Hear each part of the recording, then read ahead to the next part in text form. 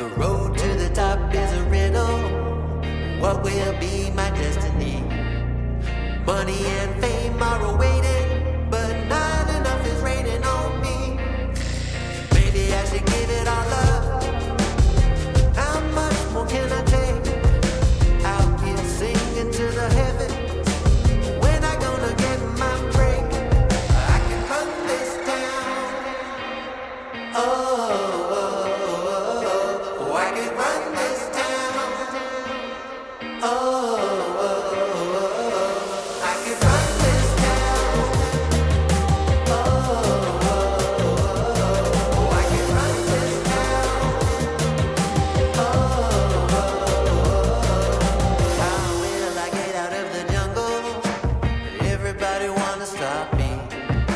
10 more steps up the mountain. Now everybody's looking for me.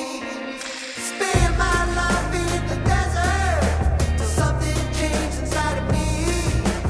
Now I'm flying over oceans. Everybody looking at me. I can run this town. Oh, I can run this town. Oh, I can run this town. Oh, I can run this town.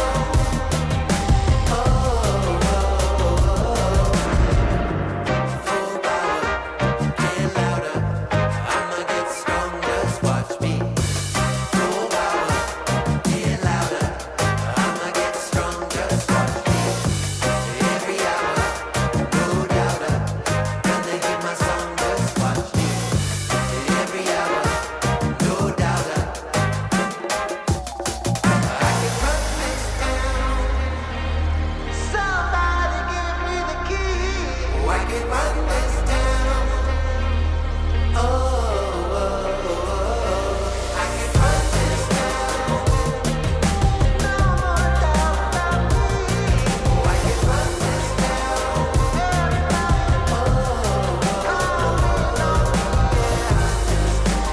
Don't you know I got the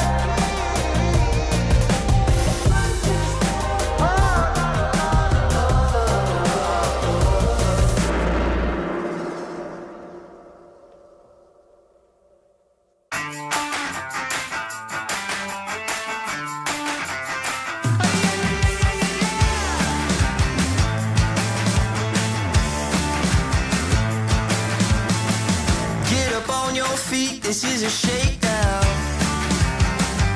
Order up that beat just like it's takeout. Show me you got soul inside those new shoes. And you can rock and roll with an attitude. So good, so fresh, just the way you like it. Just the way you like it. So good, so fresh. You're the new MC, you got the remix. Keep it on repeat, just let the beat kick. Everywhere you go, you bring the roof down. Everybody knows you got your own sound. So good, so fresh, just the way you like it. Just the way you like it. So good, so fresh. Yeah, you like it, the way you like it. Oh, yeah, you like it, the way you like it now. Yeah, you like it, the way you like it. Oh, so good, so fresh. Get up on your feet.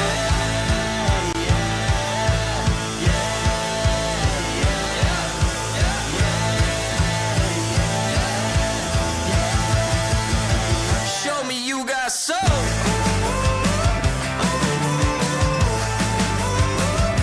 Just the way you like it. So good, so fresh.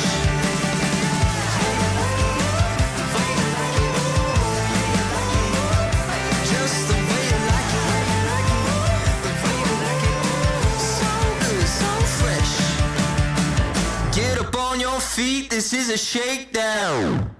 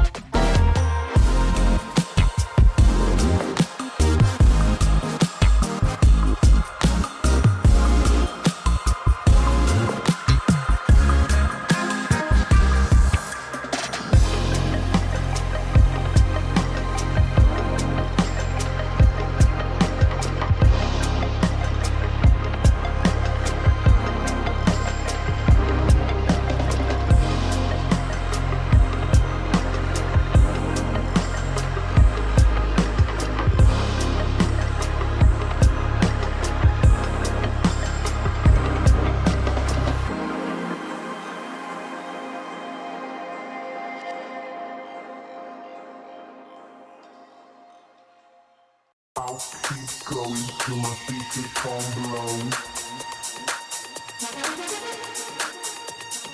I'll keep going till my speakers can't blow. I'll keep going till my speakers can't blow. I'll keep going till my till my speaker calm. I'll keep going till my speaker calm low. I'll keep going till my speaker calm low.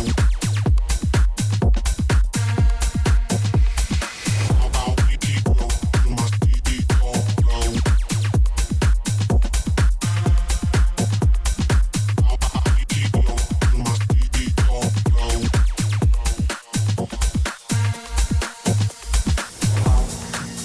going till my speaker calm low.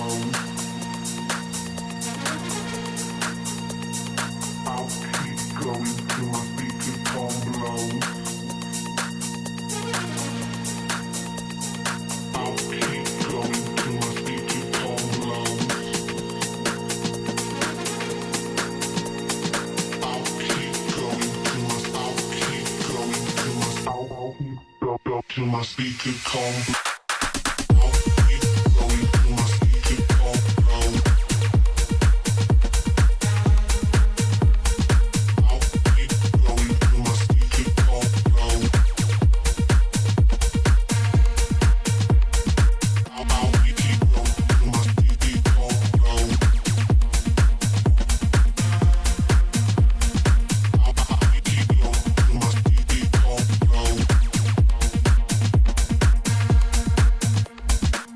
I'll keep going till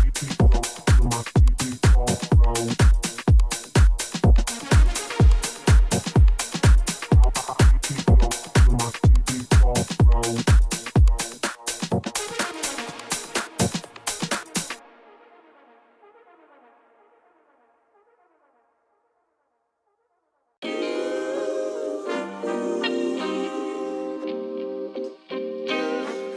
Sometimes you gotta pray for a victory. Yeah, I'm overzealous when I'm thinking about the cash flow. I never had no handouts, just came natural. I've been tested so much, all these restless nights, all these different situations that I've been through. I seen pain trying to creep in through the window, but now I'm sliding through the hood in a Benzo. You gotta separate yourself just to elevate. I keep some drink in my cup to see through the hate. Sometimes on the road to glory, you gotta press the brakes. I got a lesson plan for all my past mistakes. I swear I'm proud of all my best and my worst days. Proud of on my feet when I touch the ground. Front of A to Beijing, man, they know the sound. I know I made mistakes, but my mama proud. Fans scream my lyrics out in the background. They ain't know me then, but I'm hot now. They say life's a gamble, you gotta roll the dice. I risked a lot of different things just to live this life. When you down bad, you gotta pay the price. I've been through hell and back just to live this life. They say life's a gamble, you gotta roll the dice. I risked a lot of different things just to live this life. When you down bad, you gotta pay the price. I've been through hell and back just to live this life. I'm faced with a lot of different choices these days. Do a rock and roll, Lex account a blue face. The whole world know my name off a mixtape. I still got the same brothers since 6th grade. G-Wagon, red seats, we on Biscayne. Trips to the Florida Keys, we imported these. Thanking God for the life he afforded me. All this jewelry on my body, I could like the hood. I need a brown skinned chick just like Megan Good. Holding up every promise that I ever made. Music in the background, it's a serenade. Been rapping 10 years, boy, this ain't a phase. I paid dues, paid rent, and I stayed the same. I had teardrops running down my face. I've been through a lot, I had real pain. ESL presents ESL Challenger League in partnership with Intel, Acer Predator,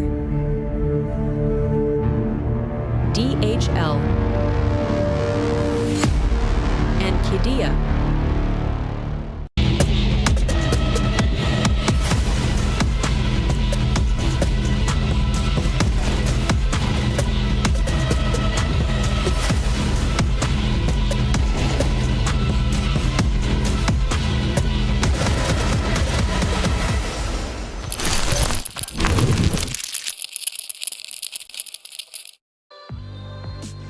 3 teams remain from South America, and only 2 will be left after this best of 3. Boggs and Pineapple Phillips here with you all this evening for South and North American ESL Challenger League action.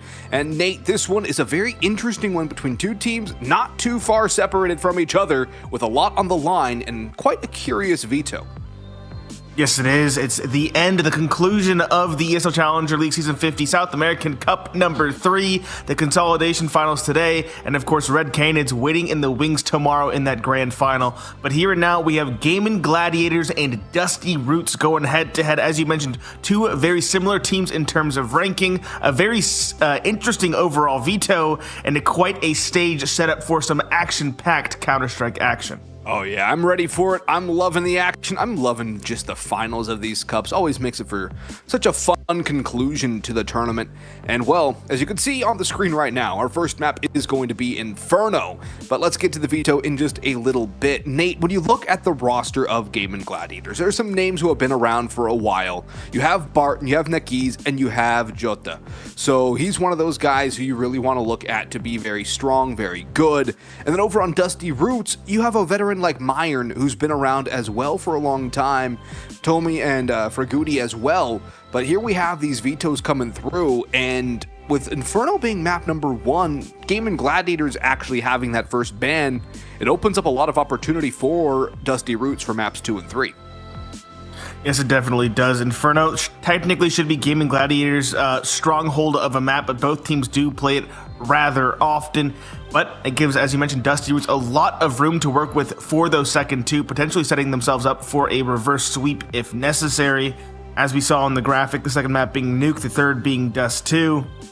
Nuke, that's the stronghold for Dusty Roots as well. A 16-6 record for them versus a 5-8 for Gaimin Gladiators means that it very well could be decided on that third and final in this series. The third and final being Dust 2 does not bode well for Gaimin Gladiators. No notable wins on that map and losses to Yawara, Keedstars, and Audic recently. Yes, it's a 9-11 record, but the recent history does not inspire confidence. Meanwhile, Dusty Roots have a win against 9Z in recent times. So I think for them, getting to the third is exactly what your win condition is. And if you're Gaimin Gladiators, it is avoid Dust 2 at all costs. That means putting up a very good performance, not just on Inferno, which you're expected to, but also on Nuke, which you possess a losing record on, and also struggle for wins on that map too. 5-8 the record. A couple of losses to Imperial, loss to Sharks, 1-1 versus Crew, and the W versus Fluxo are the 2 that you have to really hang your hat on and try to push forward with. But it still seems to be a struggling time for Gaimin Gladiators on the latter 2 maps, and for Dusty Roots, at least the veto sets them up for success. Yeah, the veto really does paint a rather difficult picture for Gaimin Gladiators, but they are the team with the slight edge in terms of ranking, and of course, as we mentioned, they have those 3 heavy-hitting veterans that we know of versus just the one of Myron on the side of Dusty Roots. So maybe that will give Gaimin Gladiators that slight edge, that slight way to make up for their loss in the veto, but only time will tell. And again, Dust 2, you mentioned, not the best map for Gaimin Gladiators. They don't have too many notable wins and some rather dismal losses, but at least they have an okay overall record at 9 wins and 11 losses versus 10-6 for Dusty Roots. So there is hope. It's not a map that they are utterly incompetent on. It's not a map where they are typically permabanning the map, but it is a map where they still do struggle. Yeah, it's not quite Mirage where they're 0-1 on with a very dismal record, a 13-2 loss, as a matter of fact, to Audic on that map in their only time playing it. So there is, of course, a chance. It's just statistically doesn't bode well. And for Dusty Roots, you also want to look at Tomi to activate and really take over the server, but will he be able to do it against the likes of Gaimin Gladiators is the biggest question. Yep, Tomi is one of those younger guns that is a very solid overall fragger, 80 ADR, 1.11 overall HLTV rating, but it's all about setting him up for success. Dusty Roots, can they actually do that? Again, against 3 veterans that should be wise to the plays and the antics of Dusty Roots. Can they really set up their star players to find that success, to find that impact, or will the numbers and the history behind this Gaimin Gladiator squad simply be enough to overwhelm? That's my biggest question, and I think one that will be answered really quickly in this first map. It will be answered very quickly in the first map, and I'm going to guess that Dusty Roots are taking that T side start as well, or CT side, excuse me, to try and gain some control over the map. Gaimin Gladiators, of course, picking the map, don't have the side start, and typically teams want to start on the defensive end. So we'll see if they're going to be able to really stabilize things. It's a double-edged sword on Inferno, though, because if you start on the defense and you don't get off to a good, strong start, particularly losing either pistol or that second round, you're in a world of hurt moving forward, and you're going to be struggling to get any form of economy going on a map that is so utility-heavy like Inferno. Yeah, Inferno's one of those maps that it's kind of labeled and slandered as the safe simulator map, but it's a map that's also very, very heavy on those executes, on throwing a bit of a fake, on the mind games. I think the biggest issue on the CT side can be reading your opponent. The rotations, the early rotations, the proactive rotations are so critical with that arch player going towards B or staying in arch or having a pair of players there. There's a lot of different small things that can really be exploited if you aren't up to snuff on this map. And so even though everybody wants to start on the CT side, that's the side that can really be exploited the most if you aren't ready for it. Yeah, it's going to be a tough start for Dusty Roots, with maybe a little bit easier of a finish as we await the players to get ready and kick this one off. And of course, too, when you're looking at overall roster construction, you have two teams that are entirely from one country. It's not something you see all the time anymore, although it's a little more common in South America. It's a full Brazilian versus a full Argentine lineup. So that does add to the psychology level. You have the country rivalry there that is eternal at this point between those two nations, and that always should make for a fun, more emotionally fueled game where it's not just, of course, VRS points, rankings, money, chance at Pro League, but there's the pride in nation as well on the line. Yeah, it becomes more kind of like a sporting match in that sense, you know? Two local, or in this case, countries going against each other more or less, given the fact that both these teams hail from different parts of South America. It looks like we are finally into the action as well, ladies and gentlemen. It is Gaimin Gladiators starting on the T side of their map pick in Inferno, and Dusty Roots on that CT side. We'll see if they can really, again, put their star players in the right positions, or if things will kind of fall by the wayside. Pistol round is live. Nex has the dualies. Double flash for Tommy.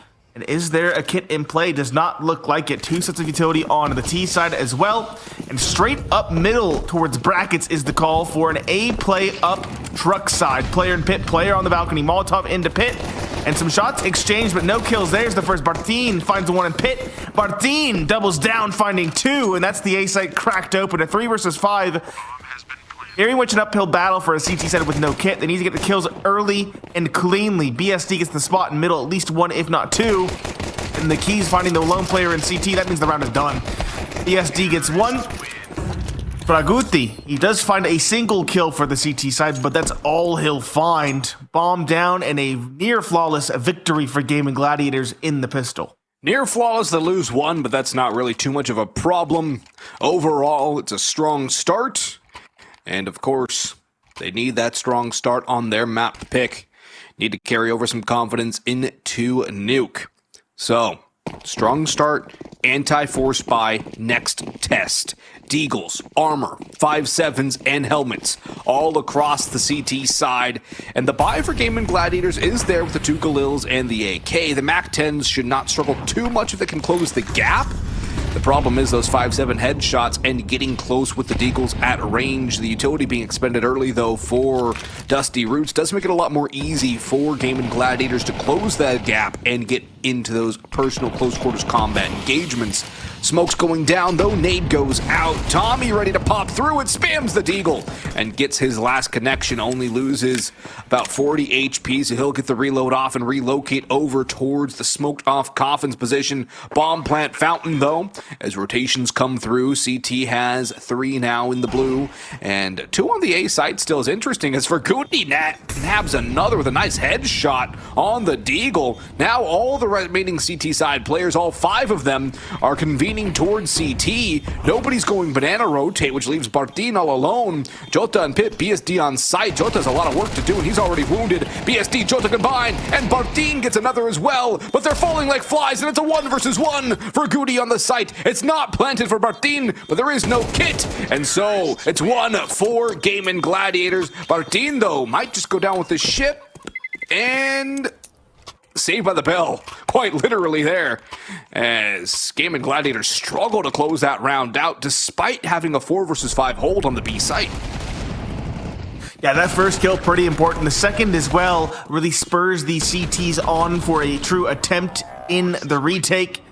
Unfortunately, doesn't quite work out, so the 4 spy doesn't either.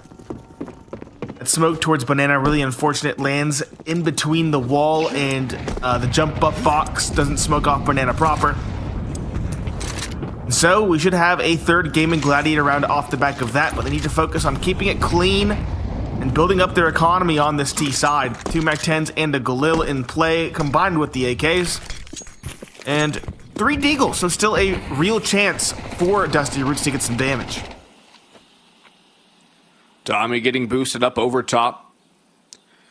As a nice angle, plays anti-flash for himself, as the high flashes do take out that POTS player for a considerable amount of time. I do like the lean towards B as well from Dusty Roots, although as I say that, RZK rotates out and leaves it with just 2 to defend the B site. Smokes come through, Utility's going to fly on in for Gaimin Gladiators. Your standard B exec smokes going down. Molotov, new box, no chances being taken.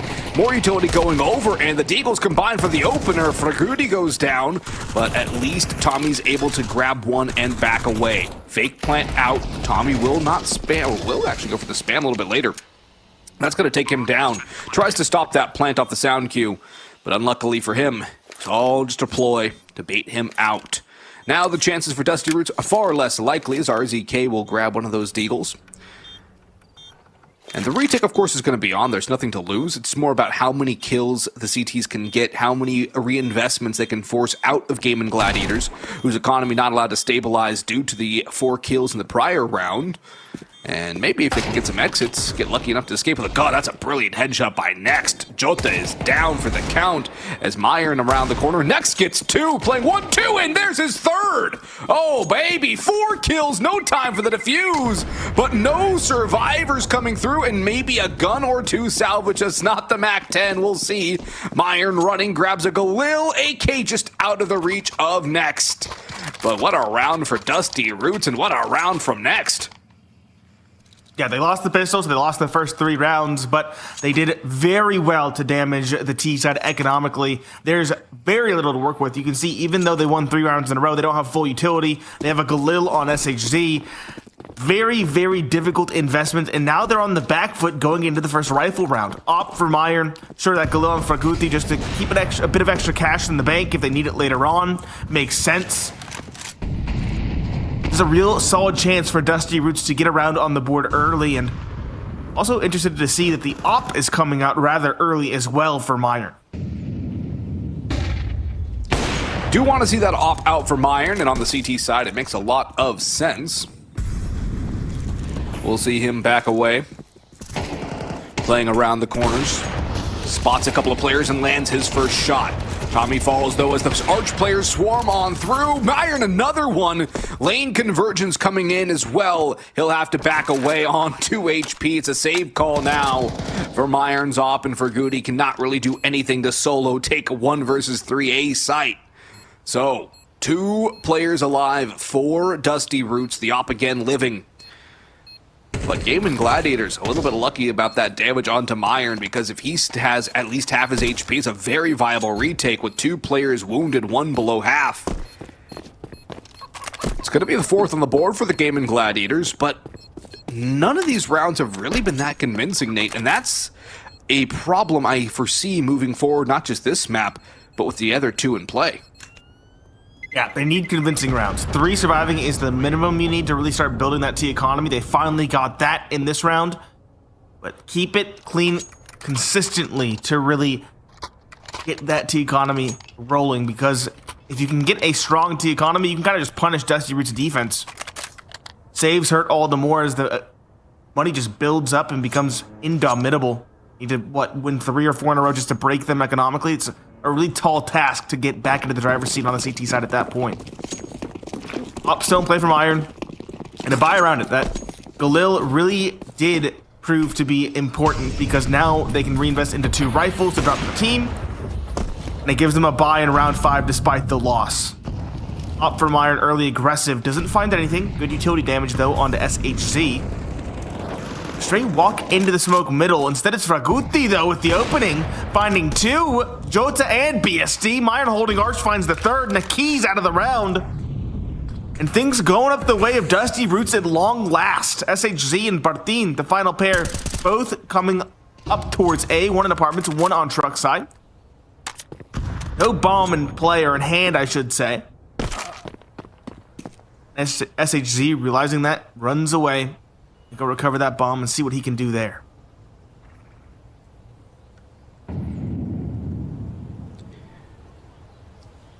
It doesn't look like he's going to be tested at all as Bartin and SHZ back away. What is saving at this point? Save, yeah. That's it. That's the round, and Dusty Roots, their first on the board, is going to be a confident win, keeping all 5 alive. And it does kind of follow the pattern of what we see. So, for Dusty Roots, they get their first round on the board on the CT side. It does take quite a while to get there, but the signs are there and they finally show fruit. So you see the clouds in the sky. They're boiling, they're getting darker and darker, and now you see the rain falling down. Is it going to be a little sprinkle, or are we going to see Dusty Roots start to monsoon all over the scoreboard? That's the real question now. And with 5 alive, that's going to be a plethora of utility picked up for the CTs for the next round, money to be built up with, and maybe another upgrade potentially to an AK. Doesn't look likely though. I'm liking what I'm seeing from Dusty Roots though in the early going. I am as well. Again, even though they lost those rounds, they lost the pistol convincingly. Everything else though was very contentious. They did very well to punish the economy of this T side, and as you can see, now they're playing with scraps after 1 loss. Mac 10 for Jota. Galil was in play for BSD. It actually dropped over to the keys instead. BSD's going to be on a rifle. An actual AK, I should say.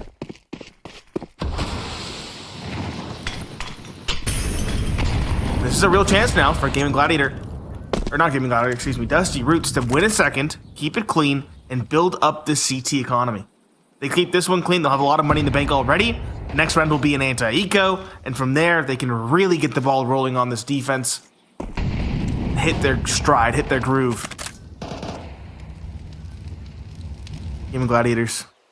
Banana is the focus for now, but we have a lurk in apartments. You can tell it's a true lurk, though. Bartin is the only one here. He has a Mac 10 lurking up the side hall. He's just there to distract, to prevent a rotation from going towards B.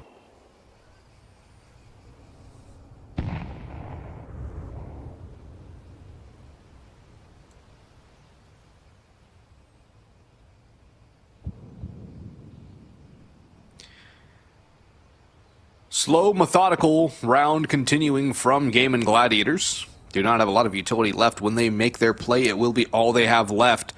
But they've caused a rotation here by their inaction as Tommy rotates back into CT. Returns to B, though, in time, as that's a good call by the in-game leader to force him back to B. No reason to make an over-rotation. The timing on the Molotov is perfect, too, as the utility rains in from Gaimin Gladiators. They'll have about 17 seconds with which to execute as the utility comes on through. Tommy's got the first for Goody, yet to actually pop through in the fountain. Now he activates another one from him. For Goody goes for more, but he's shut down. Tommy out. One more down. Rotates to fountain.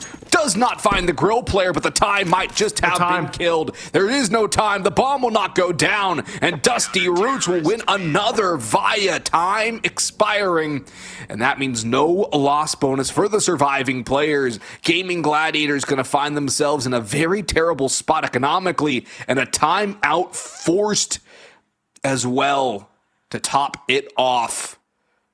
Dusty Roots getting the individuals now, and just the 1-2 combo between Tommy and Ferguti, the timing on that Molotov.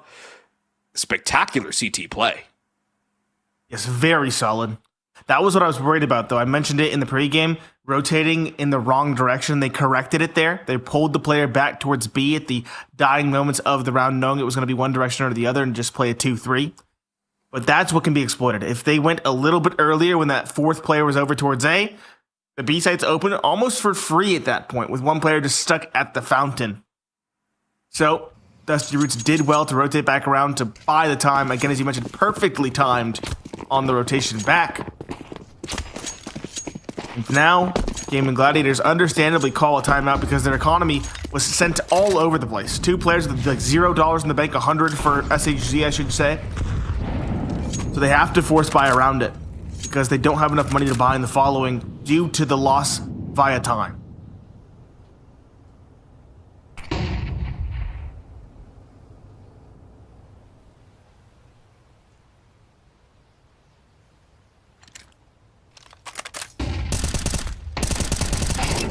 Flash goes out, but still Tommy and RZK will combine for 2. RZK a third from the top of Porch. Nobody shuts him down until BSD drops out. But the time that damage he caused to dwindle away at Gaimin Gladiators has kept the bomb from getting to site. Finally, it'll drop on down, and BSD can plant it. Another smoke goes through as well for Goody and Myron. Popping on through it. No utility. They're going to go on dry, and Myron goes through. BSD actually catches him as he falls back into the smoke, and Bardeen for the refrag onto for Goody. Another round on the board for Gaimin Gladiators, but how do you let RZK do all of that to you, undaunted, unmolested, until that final kill comes through by your 4th man out? Yeah, worrying sign, but still get across the line. The force buy with the topsy-turvy economy pays off for Gaimin Gladiators, and they pick up the op as well. Important to note, they do have an op now on the T side. Not the most popular choice on Inferno, but BSD does have that weapon in hand. We'll see where he goes with it. Actually, just holding mid for the time being, holding for a Myron peak potentially. Now both teams find themselves on the brink of a potential reset. This round could be worth 2 potentially. It turns out convincingly in one way or the other. Very important round.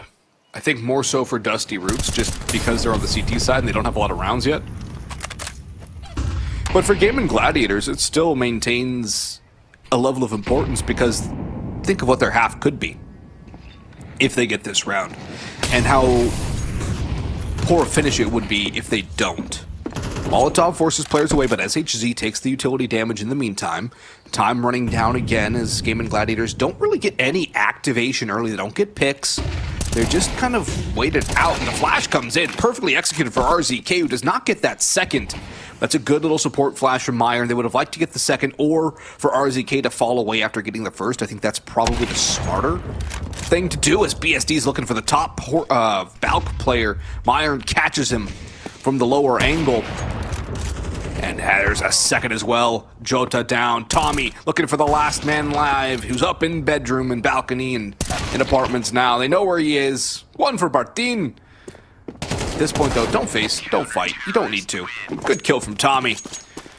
And there's that critical round for Dusty Roots, converted with 3 alive. Economy stays solid. And Gaimin Gladiators, no plant. Back on the broke bus. Dive in for dumpster deals, and we'll see what they can do as far as an economy is concerned. And a force buy rush looks to be the call. The keys is only 1,500. They're on a half. No, they're going all in, Nate. Yeah, well, not half. Excuse me. They were on a double. True. This is what I was looking for. They were on a double. They have to go for it. It's an awkward buy. It's an awkward buy, but it worked last time. Granted, that was off the back of attack timeout. We'll see if it pans out again. Inferno is a map that has a tremendous proclivity towards pistols and MAC-10s, given these close angles and choke points. Naki's racing up truck side is the first man, but the jump out of the apartments is perfectly timed. Jota finds one. It's even trades thus far, 3 versus 3. The op of Myron can't quite hit its shots. A quick rotation on the flank comes through Banana, and now we're at a 3 versus 3 going into the retake. Tommy looking to be the first one in towards truck sides, looking for an opening. The MAC-10 is close. Neither party hits the mark.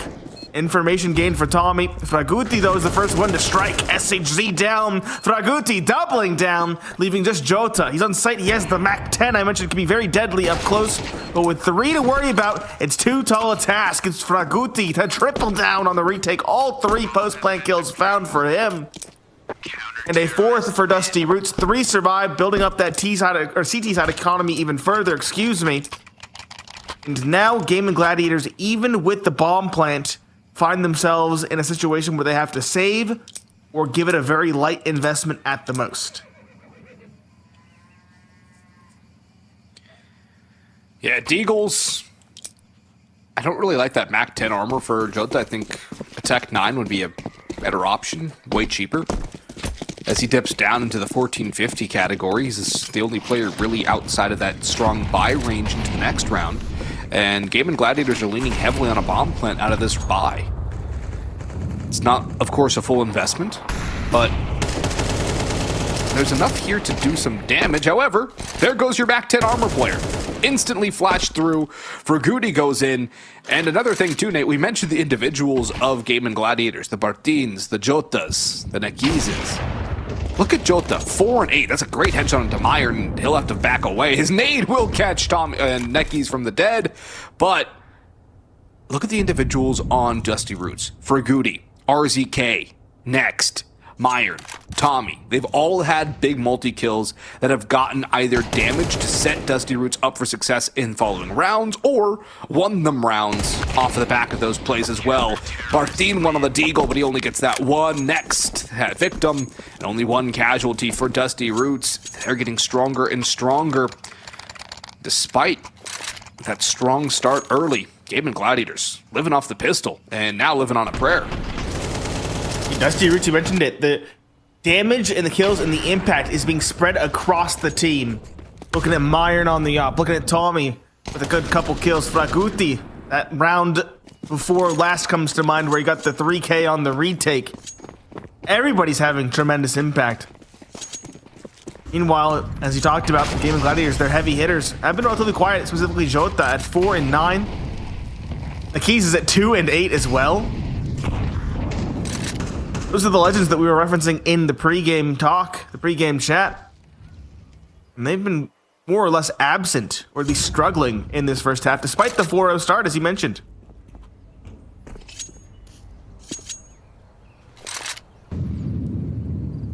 Iron, though.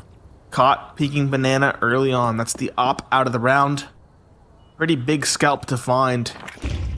And Dusty Roots are making the wrong read. They're going to regress banana as positioning takes for mid. It means Nex is alone on this site, and they're racing down in his direction. Swing comes through, not even one for the defender. It's Nekiz to find the kill, finally answering our call, finding impact. And this should be a save from Dusty Roots, unless they get a kill very quickly. And that should cement it. SHZ finding Fraguti. Just RZK and Tommy should both be headed for the hills at this stage. Yeah, it's kind of the opposite of a kill there, and so they have to bail out. 6-5 for Gaimin Gladiators, who at least will get 6 rounds on their T side of Inferno, which is pretty darn good for them. But here's the problem that the deeper statistics show for Gaimin Gladiators here on Inferno, Nate. They have a 63.6% win rate on the T side. Really good numbers, right? Yep. Their CT side, 45.1. Not a pretty picture. They do have the some respite in the second half on their defense in that Dusty Roots have a 41.7% win rate on the T side, so maybe that will give them a little bit of an extra edge, but 7-5, given their stats, is a little bit worrisome.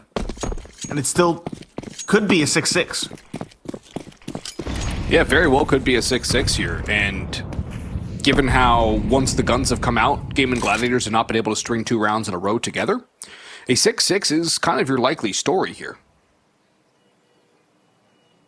Now we'll see if they're actually going to be able to put this across the line. Dusty Roots, it's a fast A play out of Gaimin Gladiators.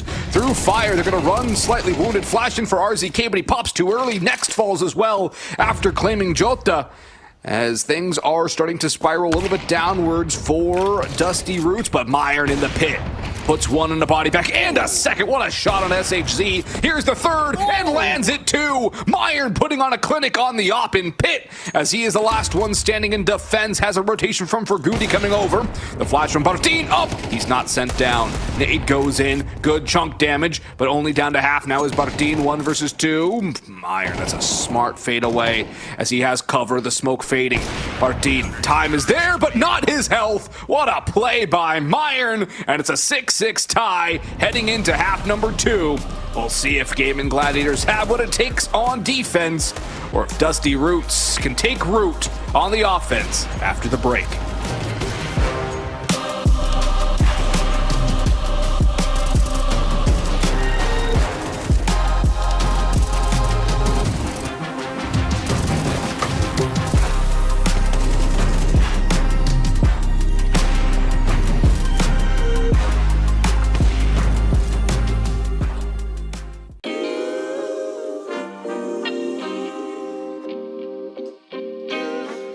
Sometimes you gotta pray for a victory. Yeah, I'm overzealous when I'm thinking about the cash flow. I never had no handouts, just came natural. I've been tested so much, all these wrestlers nice. All these different situations that I've been through. I seen pain trying to creep in through the window, but now I'm sliding through the hood in a benzo. You gotta separate yourself just to elevate. I keep some drink in my cup to see through the hate. Sometimes on the road to glory, you gotta press the brakes. I got a lesson plan for all my past mistakes. I swear I'm proud of all my best and my worst days. Proud of all my feet when I touch the ground. Front of 8 at Beijing, man, they know the sound. I know I made mistakes, but my mama proud. Fans scream my lyrics out in the background. They ain't know me then, but I'm hot now. They say life's a gamble, you gotta roll the dice. I risked a lot of different things just to live this life. Life down bad, you gotta pay the price. I've been through hell and back just to live this life. They say life's a gamble, you gotta roll the dice. I risked a lot of different things just to live this life. When you down bad, you gotta pay the price. I've been through hell and back just to live this life. I'm faced with a lot of different choices these days. Do a rock and Rolex account of Blueface. The whole world know my name off a mixtape. I still got the same brother since 6th grade. G-Wagon red seats, we on Biscayne. Trips to the Florida Keys, we imported these. Thanking God for the life he afforded me. All this jewelry on my body, I could like the hood. I need a brown skinned chick just like Megan Good. Holding up every promise that I ever made. Music in the background, it's a serenade. Been rapping 10 years, boy, this ain't a phase. I paid dues, paid rent, and I stayed the same. I had teardrops running down my face. I've been through a lot, I had real pain. But thank God, cause we really on the better days. They say life's a gamble, you gotta roll the dice. I risked a lot of different things just to live this life. Life down bad, you gotta pay the price. I've been through hell and back just to live this life. They say life's a gamble, you gotta roll the dice. I risked a lot of different things.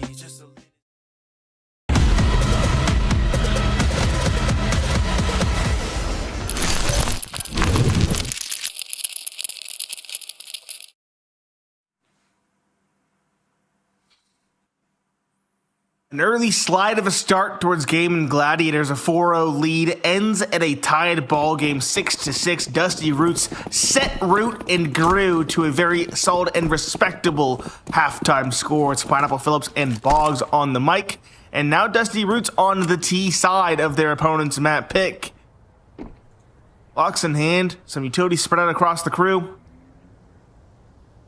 Similar story for Gaimin Gladiators, but the Gaimin Gladiators do have a kit in play, unlike their opponents in the first half.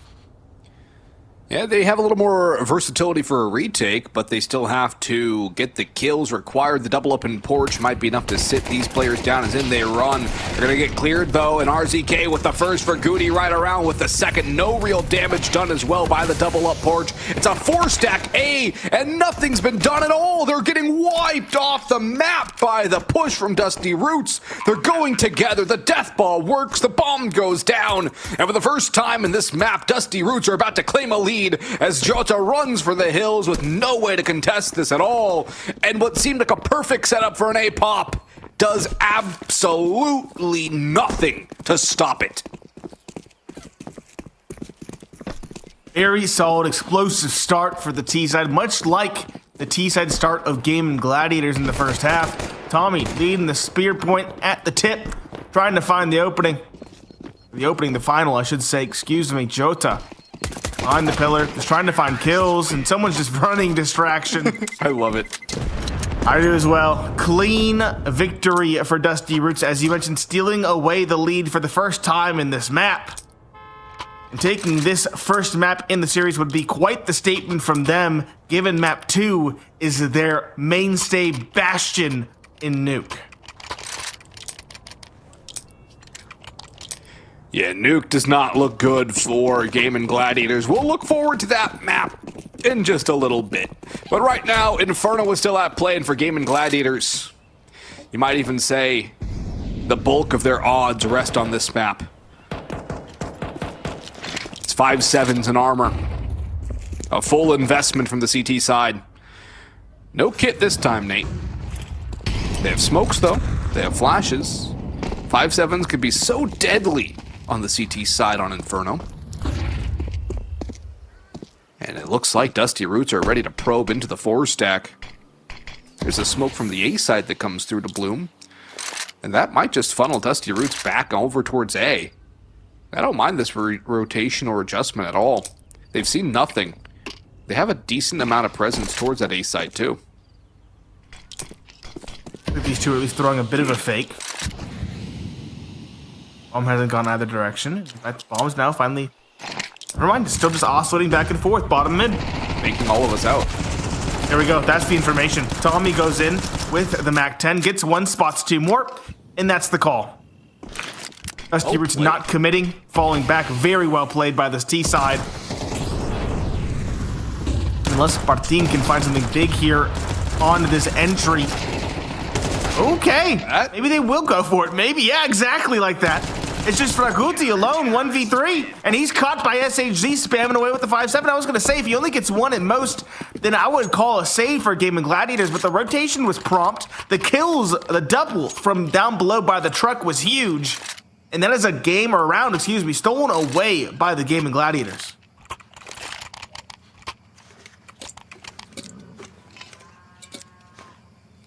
And what a response from Gaimin Gladiators, exactly what they needed.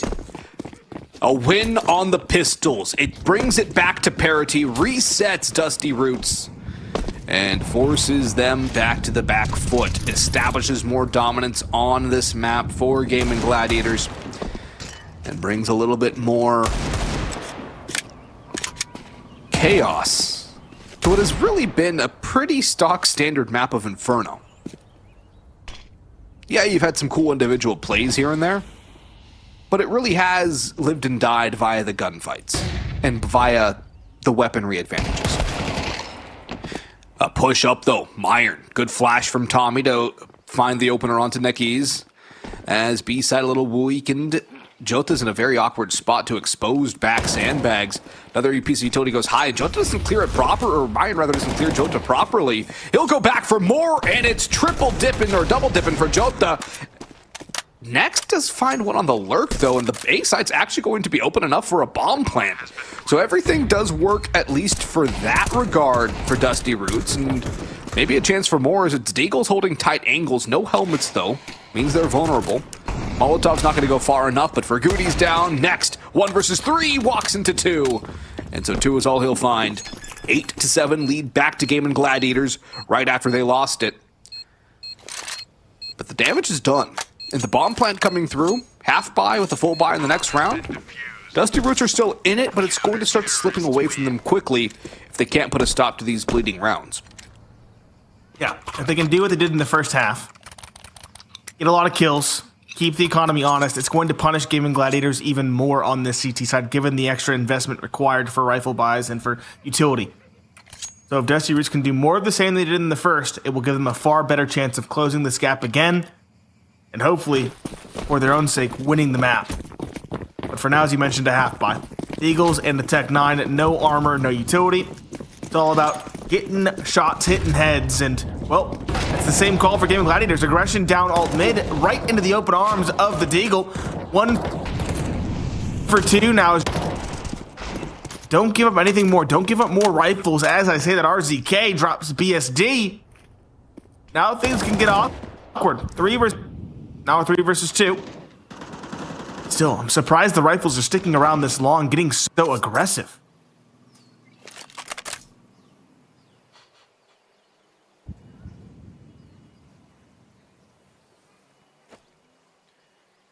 I don't like how Dusty Roots are so split up here in this 2 versus 3. If they're together, they have a much better chance of finding a bomb plant. And, of course, more damage as well.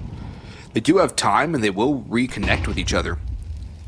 But there was a lot of opportunities for Gaimin Gladiators to win single duels. Tommy, though, has been on fire lately, and he gets an upgraded M4A4 to try and hold. Molotov forces the CT on sight, peeks out, though, and gets punished. Lack of armor, his undoing.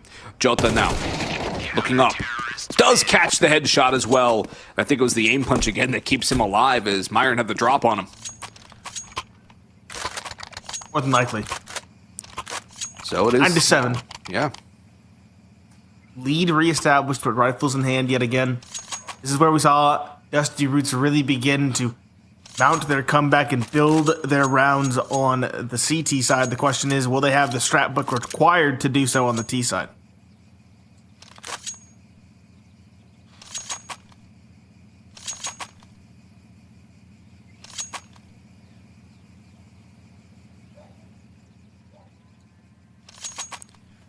Timeout for Gaimin Gladiators. This round of incredible importance. They lose it. It's a one-round game. Money gone. Opportunity wide open for Dusty Roots. Meanwhile, for Dusty Roots, their chances are also slipping away. It's a timeout that helps both teams. It's a rare form of compromise where everybody wins. The op is in for BSD, however.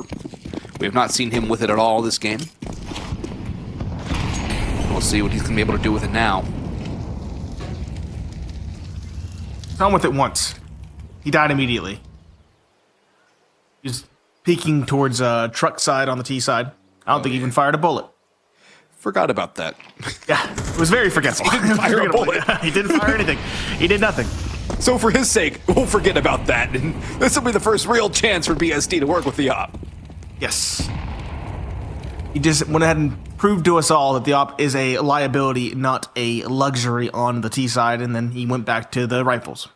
As he should. Just proving a point that we've made ad nauseum over the years. Great flashes up Banana, though. Dusty Roots have had great utility usage, but when they actually go for the peak, it's a little bit late, and so BSD. Easy first kill, one of the easiest of his life, and then the Molotov misses. That was supposed to bounce back towards sandbags, and that's exactly why you want to molly off the sandbags position now, isn't it, Ferguti? This round is gone for Dusty Roots unless they have a big individual effort from the remaining trio. Yeah, this does not look great. 3 versus 5. Op still in play. RZK now giving away the play. Straight into A. 3 players here. 1 is in library. 2 are towards the balcony underneath. And it's BSD to find the first. SHZ blindsides next. And SHZ puts the final to bed as well. A double from top balcony. All 5 survive for Gaimin Gladiators. Bodes very well for them in the now later stages of this first map. And they might have finally stabilized at long last. We were worried. It was up in the air for them on their map pick. And it very much felt like a do or die. If they lost this map, I don't see any way for them to come back on Nuke with that kind of loss. But now they've stabilized. 10-7. Only 3 separate them from victory. This round should be relatively easy as well, given the fact that it's just Tech 9s and armor. But we've said that a couple of times about a couple of rounds, and the pistols can always be deadly and dangerous on this map. About equivalent damage goes back and forth between the two teams.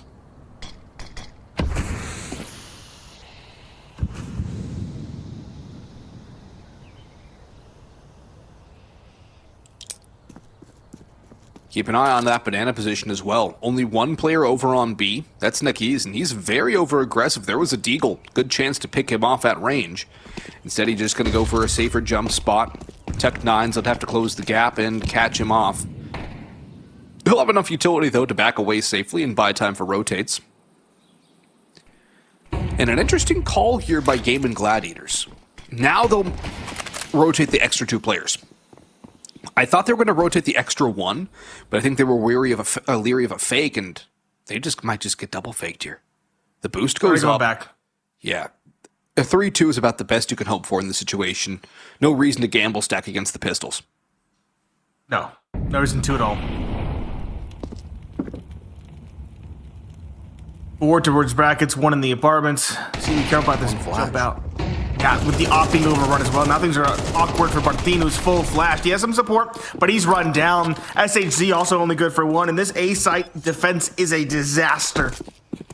2 versus 4, and both should be saving.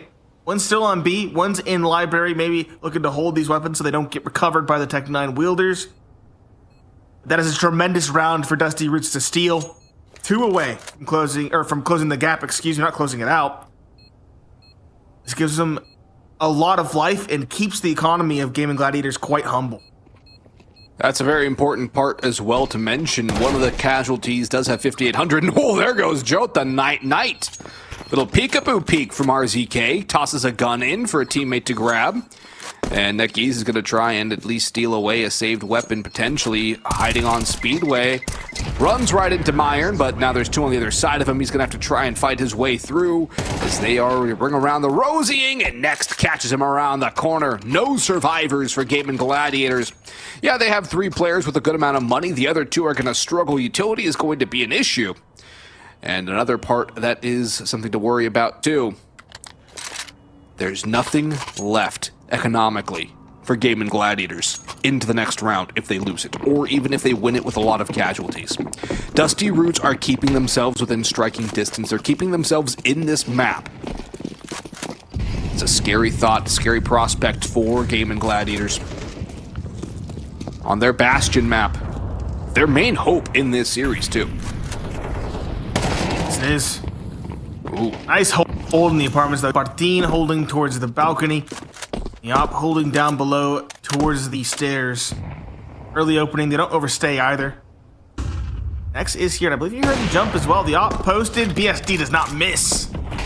Further to the advantage now. Last 3 attackers over towards Banana. There are 2 defenders here, but the smoke keeps the T side at bay. We'll walk through it almost out of desperation. Jota finds 1 flash over, but Jota gets away and the keys falls, but still tremendous advantage for this defense. Jota pistol out, tries to swing, falls. Draguti finds that, but still a 2 versus 3. Bomb. It's the dirt, and now things can get a little bit interesting. Especially with a kill like that from Meyer, and he has his own op in play. I neglected to notice. He finds a kill, evens it up. Picked it up. Now Faguti, next at bat potentially on the Martin. Swings out, missed opportunity. It's the op of Myron in a 1v2, and it misses its first opportunity. A close one for Gaimin Gladiators, but they do win it nonetheless, 11-8. Inching ever closer to closing out their map pick, and also recovering the double op setup as well.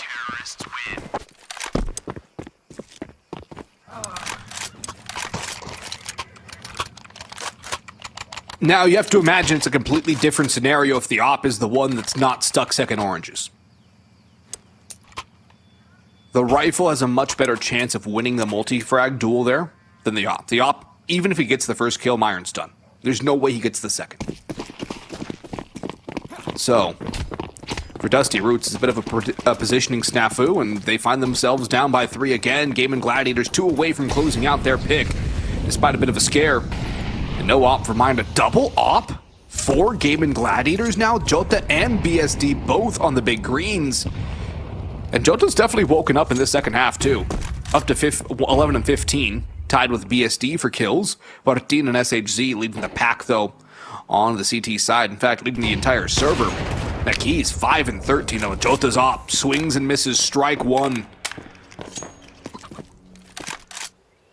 That wasn't even a fastball either. That was a nice hanging curve to get the opener. It was. Still no casualties. And a slow one for Dusty Roots. Not a lot of control to be spoken of as of yet. 2 over towards A, 3 over towards B. Brackets will be challenged. There's an op here. Flashes force it back. Force it to play respectful. Dusty Roots scared. They don't want to commit to anything.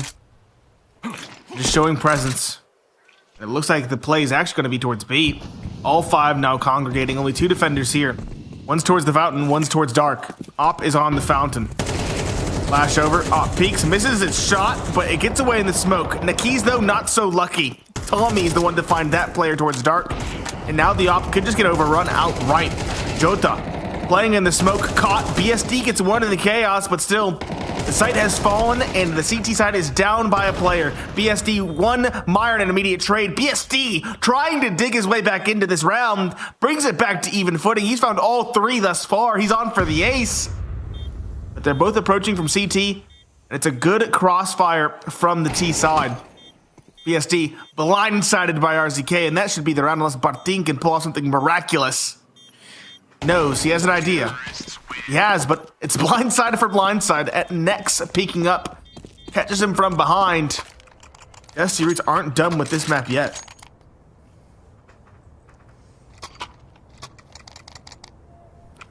Dusty Roots are not done yet. Much like Roots, they've been very hard to remove from this map if you're Gaimin Gladiators. They're deep and strong. And Gaimin Gladiators, they're without some weed killer. But had to do this the hard way. Trying to manually scoop them out. But Dusty Roots are still alive, and Meyer opens it onto BSD. Opper's dual one, of course, BSD without the op this time.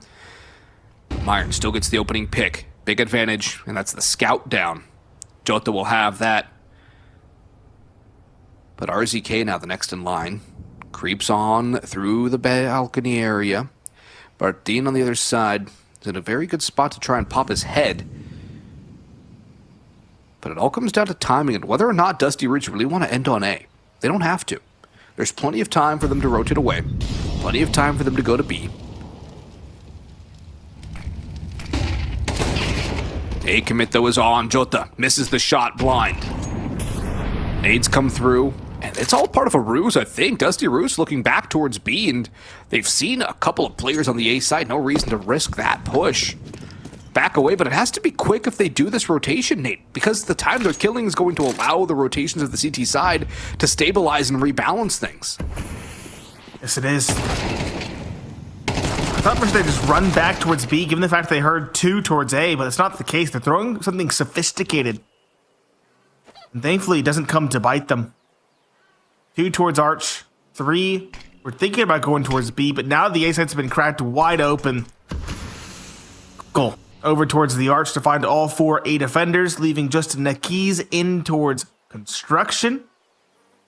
Church now, excuse me. And what? Yeah, that was a memory. It was. Spools, construction. Water's still there. Yeah. Oh, there's a light pole right here. Mm-hmm.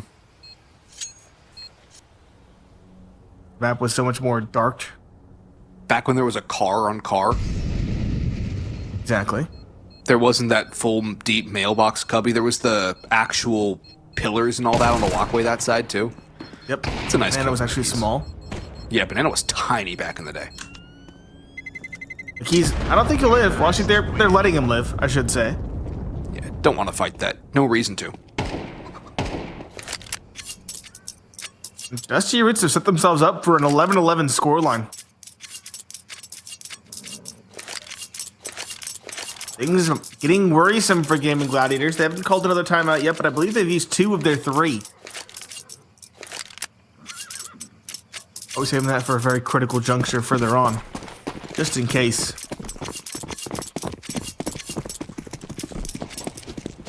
Up from Iron 4 AKs versus the 5.7 that was saved.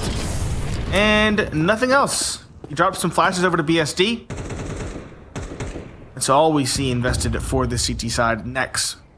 Those Nikis should be close. Swings out. Doesn't win the duel. Does good damage, but Nikis gets the AK. Something to give and inspire hope for this Gaimin Gladiators team.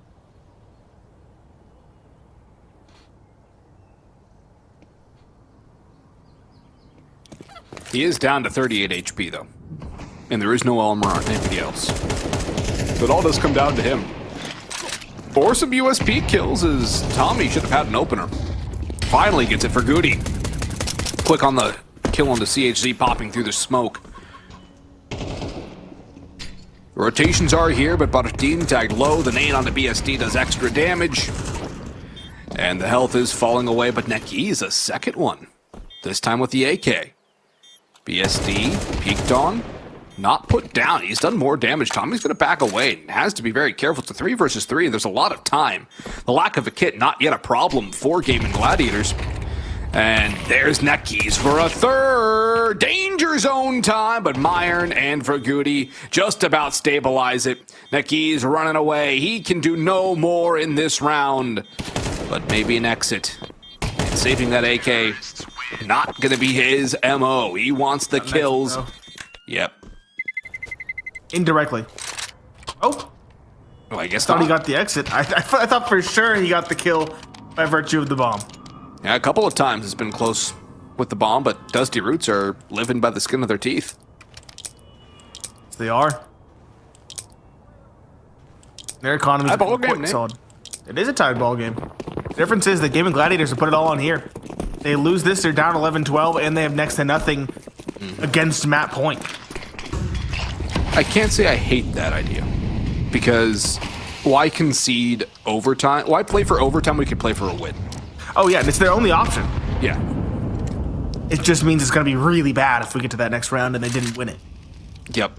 And it also might mean that they try and save aggressively if things start to go bad. Yes. You haven't seen too much saving on this T side, or CT side, excuse me. Thankfully.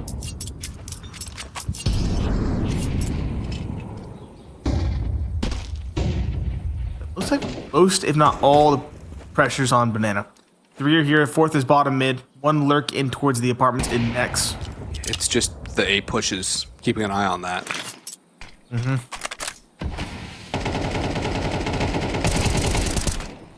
Through the smoke. Tommy alone, no flash, no nothing. All he finds is 40 damage. That was foolhardy. Questionable at best and disastrous at worst. And the op now BSD catches RZK trying to peek in towards brackets. It's falling apart. The cohesion, the team play, the death ball even for Dusty Roots is falling apart at the seams. The Keys finds 2 through the smoke. I believe they were boosting up. I didn't get to see it. And it just leaves next. He was holding for the A push and he's alone. 1v5, no bomb, 17 seconds. He's just saving. A disastrous round for Dusty Roots. And now they're going to be playing for overtime. Disastrous is potentially an understatement. Leaves me confused. Break out a good word, an old word, Boggs. Leaves me flummoxed. What happened? Why? Yeah, just... I don't think Dusty Roots have called a timeout, have they? No, there's been 2 timeouts. They've both been Gaimin Gladiators. One's on the T and one's on the CT. Almost would have liked to see Dusty Roots call a timeout into that round. If they were going to do that, I would have loved to see a timeout come into that round. Yeah, I would like to see a timeout come into this round from them. But what do we see? We play on. A Mac 10 for RZK, no op for Myron.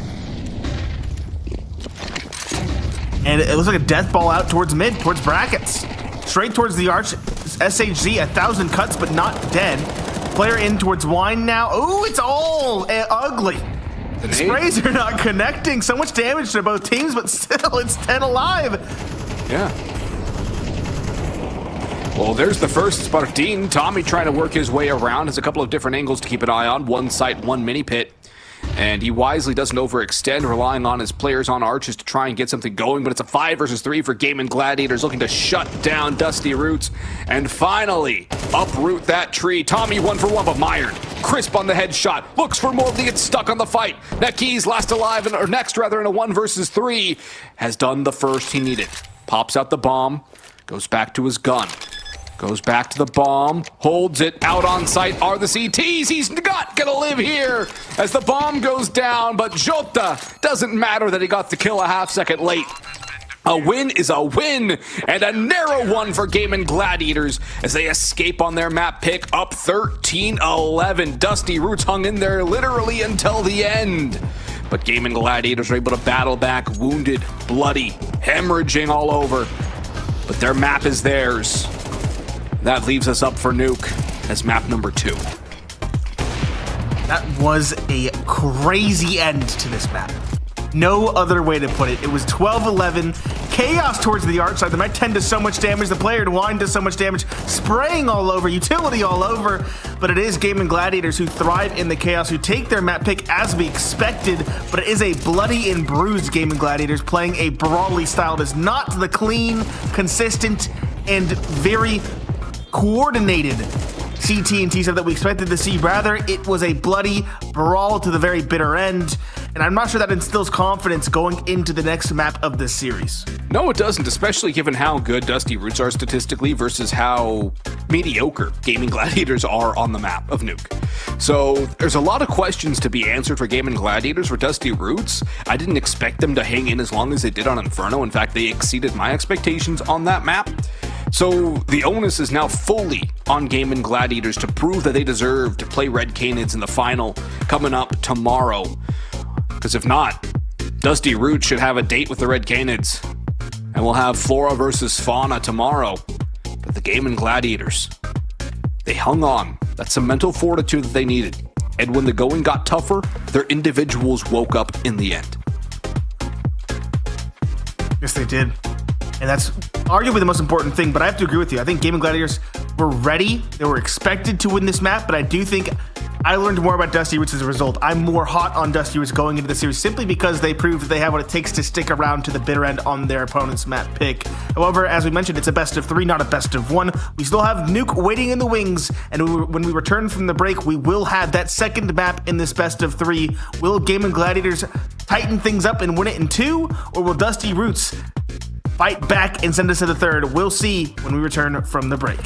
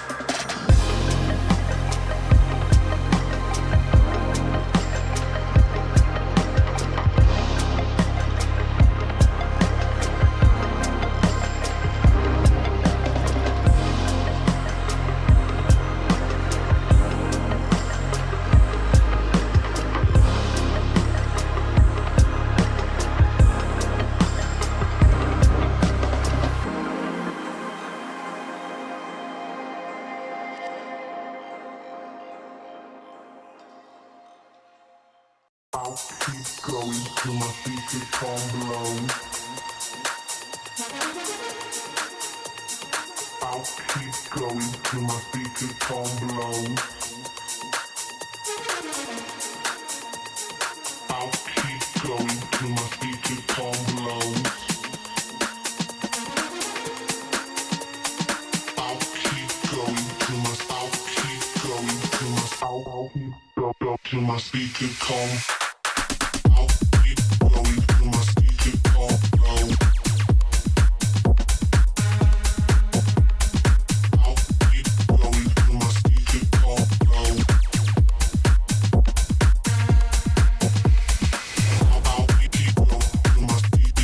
I'll keep going till my speakers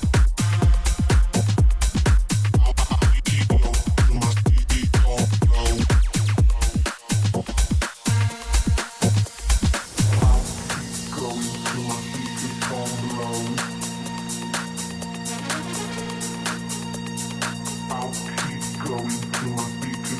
below.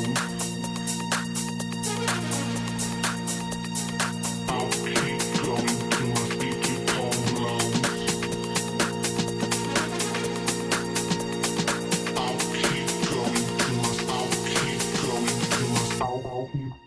Till my speaker come.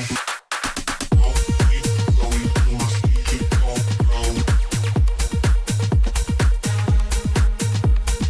I'll keep going till my speaker come below.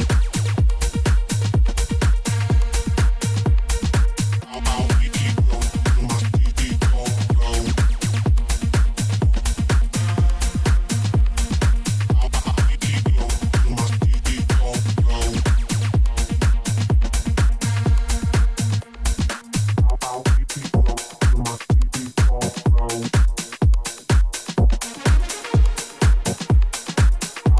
keep going till my speaker come below.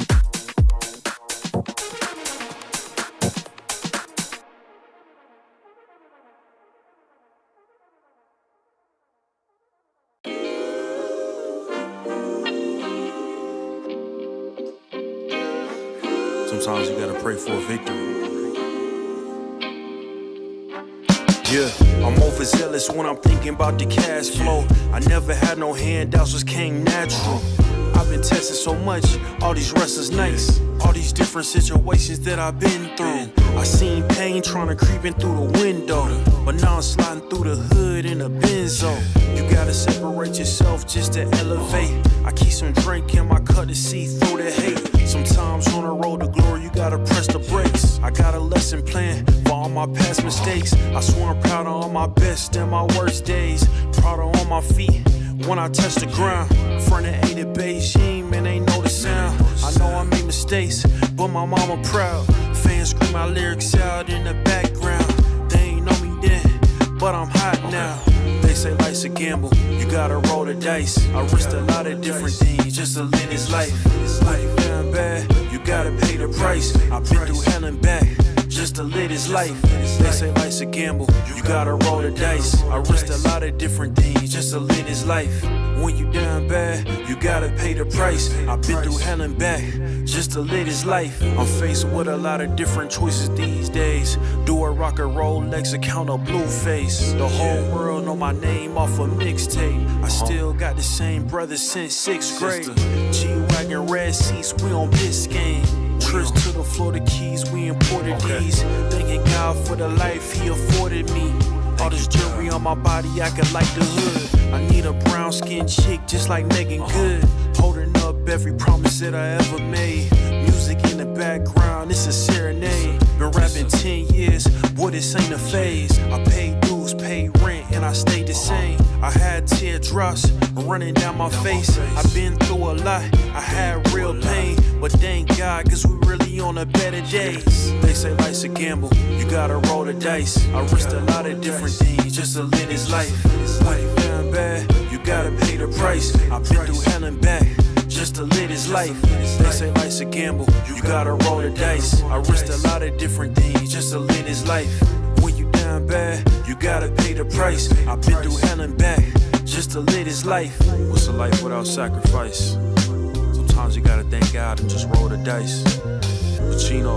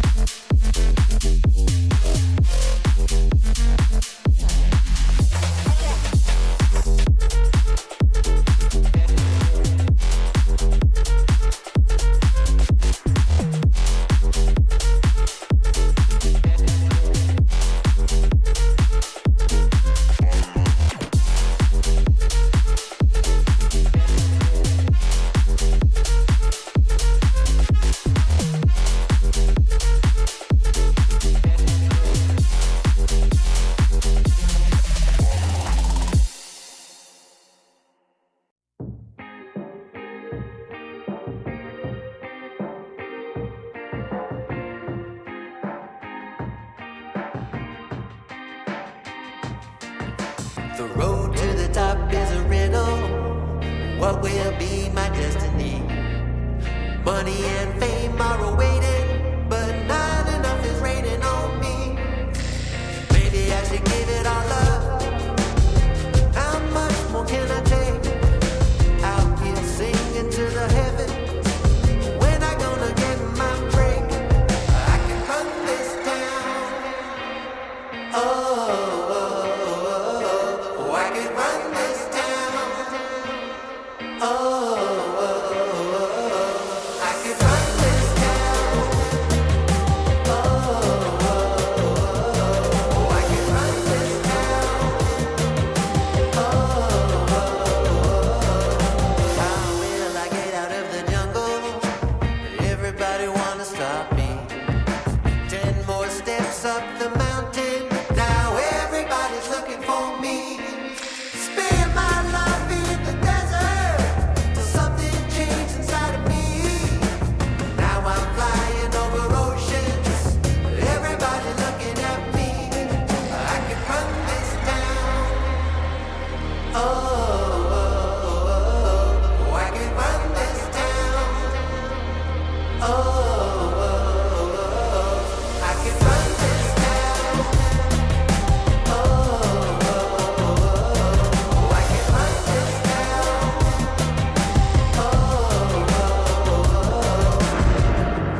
Full power, get louder. I'ma get stronger, just watch me. Full power, get louder. I'ma get stronger, just watch me. Every hour, no doubter.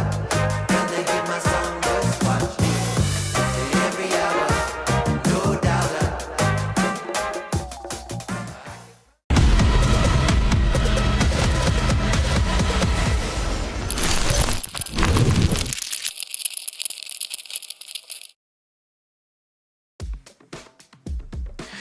A victory but a narrow one in map 1 for Gaimin Gladiators sees us move to Dusty Roots' pick of Nuke. Boggs and Pineapple Phillips with you. And what we saw was a nail biter, not exactly from the start, but definitely to the finish between these two teams. But we move to a map that significantly favors Dusty Roots, much like Inferno favored Gaimin Gladiators. And given what we saw individually from Dusty Roots, I have to like their chances here on their map pick. Yeah, nail biter is the exact word I was going to use. You couldn't have put it better yourself, or couldn't have put it better myself, excuse me. And I have to agree. I think what I said at the end of the last map is very much what I'm still thinking now. I think that Gaimin Gladiators were expected to win that map, but I'm more confident in Dusty Roots now that I saw them put up so much effort and so much competition in that first map. Again, 13-11, narrowly missing overtime. The end got a little bit brawly. It felt like, I don't want to say they gave up, but they definitely got sloppy at the end is what I'm worried about. Dusty Roots in those final two rounds really left me scratching my head. The first round, they kind of pushed through smokes with no flashes alone, and they got caught out on the extremities. And that second and final round, they kind of just went straight out, ran out as fast as they could up towards Arch, went for the chaos route, and it very nearly worked, but in the end it didn't. And now I'm hoping I don't see more of that, but it does have me worrying at least a little bit for Dusty Roots. Well, sometimes chaos is what you have to offer, and I mean, considering the fact that Dusty Roots' best side was still not great on Inferno, that was their CT side at 48.2, their T side only 41.7. You can't exactly expect them to have the deepest strat books on that map, but I do expect that out of Nuke, which they've played 22 times, which is by far the most they have played by 6 maps. Second only to Dust 2, which is our third map and decider of this series. So you have to expect a lot more out of Dusty Roots on the T side. They still struggle on it, only 59.9%. CT is where they make their money on this map. So perhaps a weaker CT side, a couple of good rounds for the Gaimin Gladiators could force Dusty Roots into a position where they have to rely on their T side, and that might just be a problem. Yes, it is. The 57.8% CT side it's very good, but still leaves me worried. And again, this isn't a map that Gaimin Gladiators hate, but it's not a map that they're good at. 5-8 overall record, 13 maps played. It's nothing compared to that 22 that you mentioned earlier, but still, It means they are at least proficient on the map. They aren't averse to it, and that could be something that gives them a bit of an extra edge, especially given the fact that they get to choose their side of start. And so we'll have to wait and see. I'm hoping to see a Dusty Roots like we did in the start and middle of that first map, not the end. And my bigger question is, will Gaimin Gladiators individuals come out the gate swinging, or will they be slow to start, much like they were in that first map? Well, I would like to see them do a little bit more with a pistol, and more importantly, that second round. They won the second half pistol, but got destroyed against the 5-7s. So we'll see if Dusty Roots have a little bit more to offer us here. Again, starting on the T side of Nuke. Dualies for SHZ, no kit again for the Gaimin Gladiators on the CT side.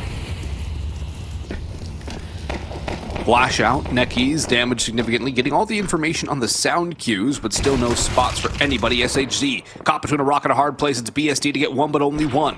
Jota stuck outside as a teammate with him, as for Goody pops BSD. Down to B they go. Rotation is here in the form of Bardeen, but he is chunked down to 6 HP. Bomb can get planted, and good decision not to peek and push into single door into decontamination with the bomb, because bomb drop in there would have been pretty much the end of the round if you're Dusty Roots. Disastrous. That would have been all the more hurtful because they had the advantage. Good double swing now. RZK finds both the kills out of vents. Just Jota at ramp. He had a relatively quiet first map. I'd love to see him get activated here on the second. But this round is not one to be active on. A 1v4, probably going to save the armor. That would be the best call, in my opinion. They are racing up after him. Dooley's picked up. Gonna stick around. Dooley's get one. Bought the second. Don't get the kill, though. The Glock is too powerful up close and personal. Dusty Roots, a solid first pistol round on the T side. Now they need to pivot that into more rounds, win the anti-force, and then the third off the back of that.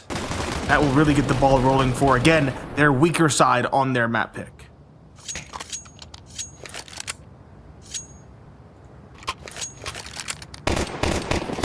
Scout for BSD, Jota has an MP9, Deagles, and 5-7s on the rest of the Gaimin Gladiators players.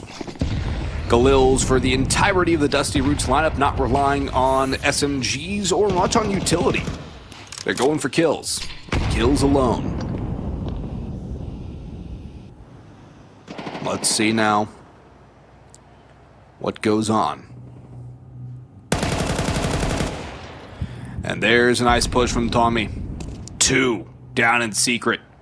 The MP9, one of them that fell. And he might just get a third, too, with Nekiz lurking around the corner. But this is Tommy on just a lurk. He's not doing anything unnecessarily outrageous. He's not going for anything dangerous on a push. He's just doing his job. And now with Myron finding Bartin, things get more and more bleak for Gaimin Gladiators on this 4-spy, and Dusty Roots' chances of grabbing a second and then the subsequent third are growing exponentially with every single kill. Yes, they are. It's very interesting seeing the full Galil investment, not a single SMG. And to be fair, if Gaimin Gladiators forego their helmets into the first rifle round, those Galils will still be one-shot headshots. That is true. Gaimin Gladiators saving their weapons, though. The MP9 and the Scout will live to see round 3. Give them some firepower in that save round. Where's the MP9? Down below on B? Looks like it.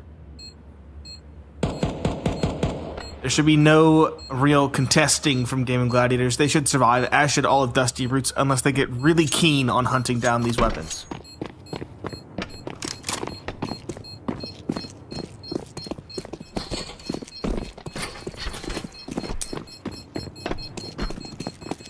There's no real reason to hunt these weapons if you are Dusty Roots. Why risk losing the Galil here? It's a heavy investment, so might as well just keep your guns. Trust in yourselves to do the right job. You know, Nate, one thing that this sign reminds me of is that when my windshield pretty much exploded 2 days ago, I had my glasses on. I had my sunglasses on. And so nothing got in my eyes, and I can see. Well, sunglasses, I don't know if they're shatterproof rated, you know. You got to make sure you get the actual safety goggles for when you drive your car. I'm just thinking, because I got glass all over me. It actually was probably a really good think I had something to cover in my eyeballs. That is a good point. Early fight. Tommy won. Jota gets the kill in response via a nade. As we mentioned, it was 2 saved weapons, the MP9 and the Scout, along with a near full save. SHZ has a 5.7, might have been dropped. He might have picked it up himself with some extra cash he had in the bank. But it's going to be a costly one for Dusty Roots. It already has been. In fact, it might be a disastrous one. Next finally finds one, but the MP9 finds the final pair, and it is a crunch into ramp. Dusty Roots, the one thing I really gave them credit for on Inferno was the fact that they didn't commit early. They sent in a player, got the information about the stack, and fell back. This time around, they did not go for that kind of play, and they got caught in the meat grinder. The save slash cobbled together, it wasn't even an investment, cobbled together saved weaponry from round number 2 nets a round victory in round number 3 for Gaimin Gladiators.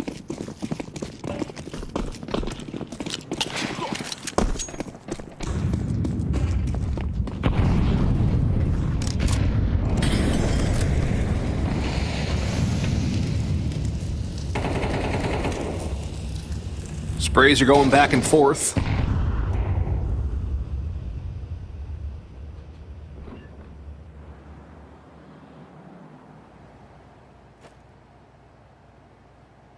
No real damage on either side, unlike the last round where Tommy got his kill and then died from the grave.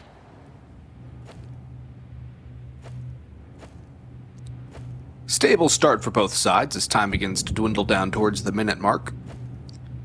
Pretty standard nuke round, where the T's are given some room to roam. Utilities thrown out early from both sides, but now as the utility begins to fly in, this is where it begins. Good chunky nade. Jota on the vents, ready to shut down the push as they would potentially cross his open area. There's his first one, but he's backstabbed by Tommy. Good read there from Dusty Roots. Myron another, next a third. And the round is spiraling into Dusty Roots' control and out of the hands of Gaimin Gladiators as more Molotovs explode. RZK pops the head of Nakiz and Bartin, his victim as well.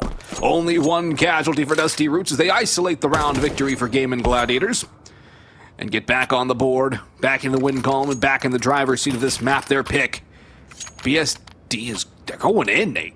BSD on the op, Bardeen on the M4, MP9s on the remaining 3.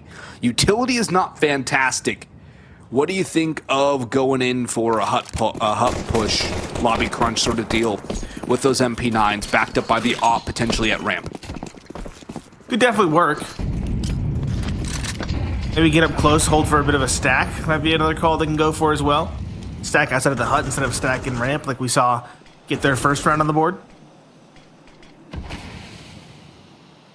Smokes outside Tommy again on this lurk. This is an important round.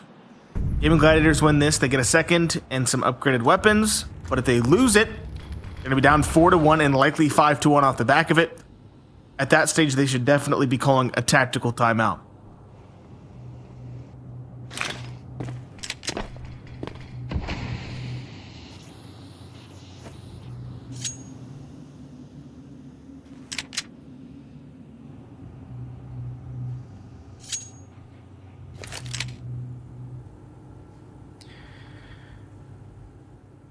Dusty Roots are playing slow again. Both of these teams have played rather methodically on their T side, buying time and just trying to force the opposition into making a mistake. However, that seems to have played a little more strongly into the CT's hands than anything else.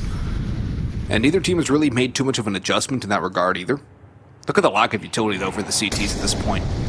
3 flashes and the HE. BSD's op, swings, misses, strike 1.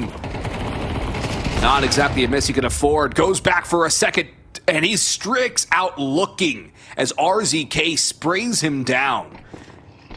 1 kill does go back the way of SHZ, though, and RZK up in the hut. Spots another, but Tommy's the one to finish off Bartin back silos. Another molly pops in towards heaven, turning it into a fiery inferno, and Jota sent back down the vents, tucking his tail to run away, as SHZ can confirm no actual push can come from his end, as he's on 12 HP, saving that op for BSD in the next round. Dusty Roots now up 4-1 on the T side of Nuke, showcasing why their stats are as good as it is on this map. Yes, they're showcasing it early.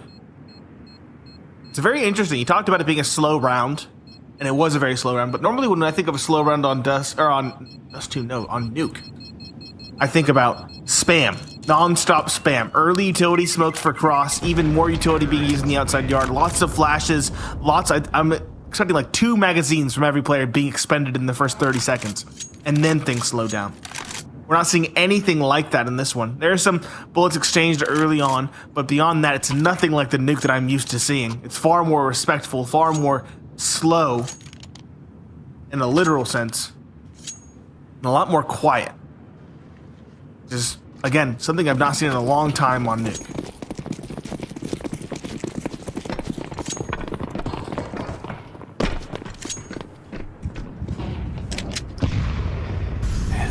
This is a very interesting one.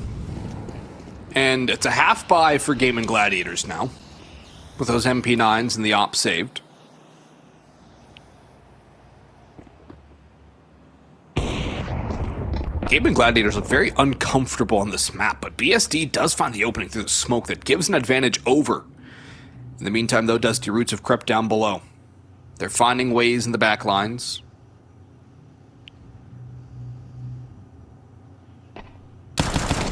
Bardeen. He blows his cover a little early, doesn't do any damage, retreats to the site. That'll call for rotations, though. That's the important thing. How fast can reinforcements get here? SHZ all the way down in dark. 2 more on the outside coming in through ramp. Molotov for one side, smoke for the other. Jota's gonna go on through, pops in, Tommy's down. 2 kills for none, 3 for none now, as Myron finally finds a return for Dusty Roots. He'll back away up double doors for Goody. Brings it back to a little bit more winnable of a situation. 40 seconds to go, but down he falls. All 3 now known to be on the B site, so up Myron goes to A through that vent ladder. Makes the noise, they already know what's going on anyways, though. And this is a pretty tough 1 versus 3 for Myron. It's going to come down to that first fight.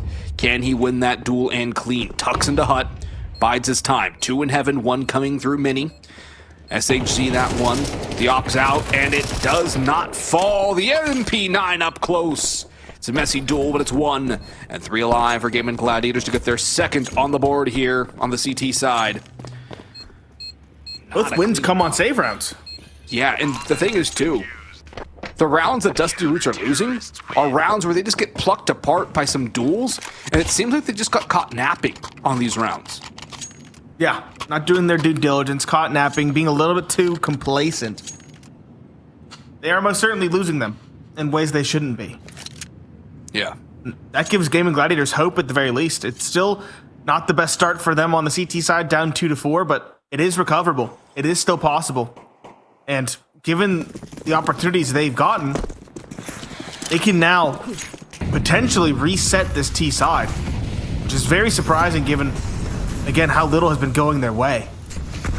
ESD, going to capitalize, out in the yard, around the smoke. He finds one, does not miss it bat this time around. Spots a second, doesn't get that shot. He sticks around, though. He hit the wall bang. Oh, did he? Yeah, for down to 1. Yeah. Talk about unlucky. That's a foul ball that just misses the home run marker.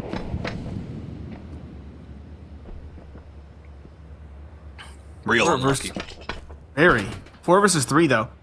The keys did fall as well. I'm going to say this is a 4 versus 3 1/4.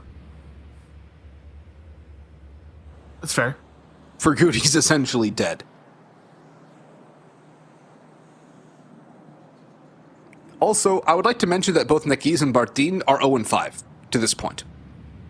Yep, I did notice. That was the big question. Do the veterans on Gaimin Gladiators wake up early on this map? I said that right at the start. Bardeen and Nekis are 2/3 of that veteran core that I think of. Jota is the 3rd. Jota's been doing okay. The other 2 have been entirely absent. And he's looked a lot better than he did on Inferno. He did not look great on Inferno. It's looking okay now. There's Fraguti. You mentioned him. He was the entry man. Doesn't matter, though. SHG's still going to find the second on the Myron as well. Wait, where's RCK? He's been lurking up in lobby. But he's so late. He was in holding for the vent drop. No one goes his way, and instead of dropping down, he instead gets caught by Bardeen.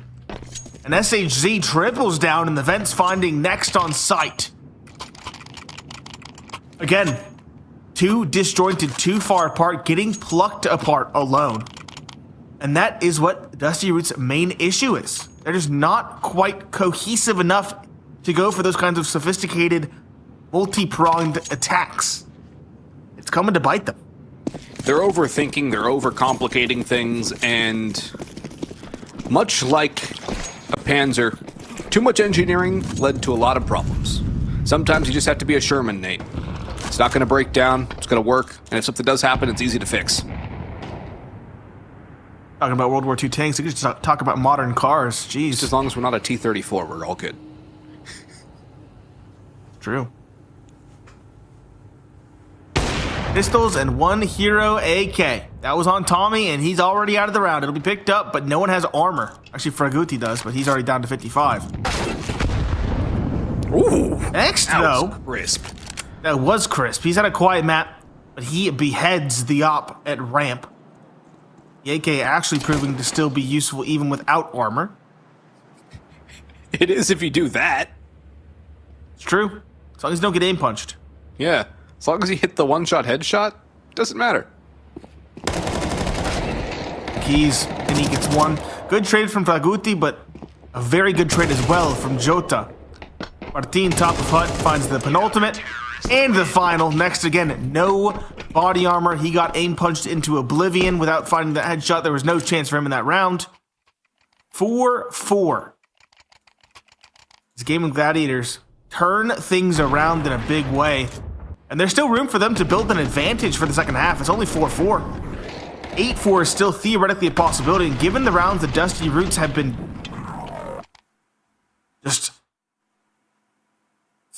giving away, it feels like it's a very real possibility. It looks like we have a tech pause, only a brief one though. But Dusty Roots need to tighten things up. Again, I would like to see a tech pause at this point.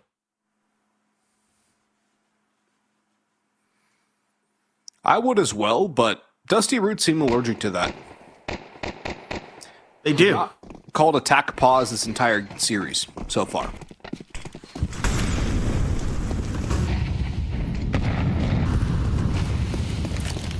Now, Very odd.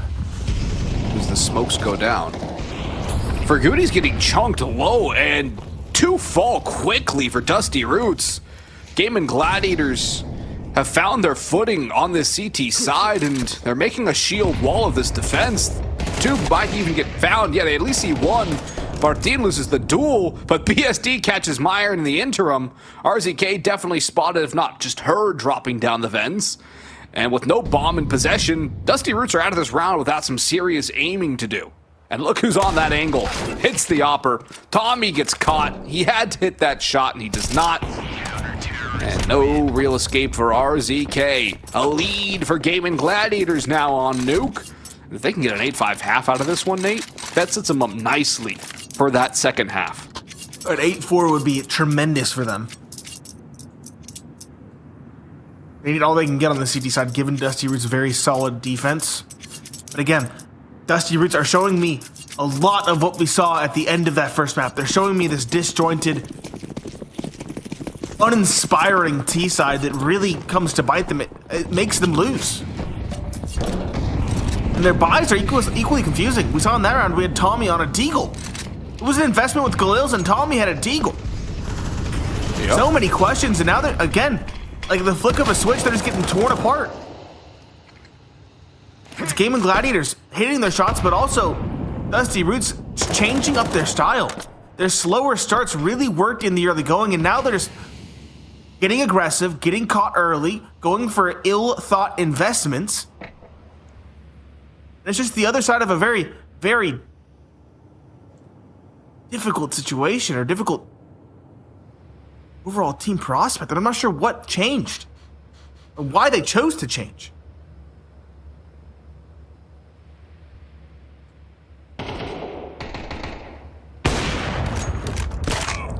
That's a kill for Tommy as BSD swings and misses. He'll play around the silos now, pistol in hand. P250 trying to find kills, but he's running out of ammunition. Has only a couple of shots left, but his cavalry arrives in the form of SHZ and Jota. And so Gaimin Gladiators again, and finally for the first time in this series, Dusty Roots call a timeout. It might be a little bit too little too late, however. It's still early days, yes, but the momentum swing, the individual confidence Gaimin Gladiators hold right now is going to be hard to topple for Dusty Roots. Absolutely. I have to say, Gaimin Gladiators are riding high. Dusty Roots need to tighten things up, lock things in, play together. Just get Tommy on that lurk outside yard once more. Go back to holding lobby and letting the playmakers go for their kind of slow, methodical pushes. Go back to what worked, because right now, it's looking ugly.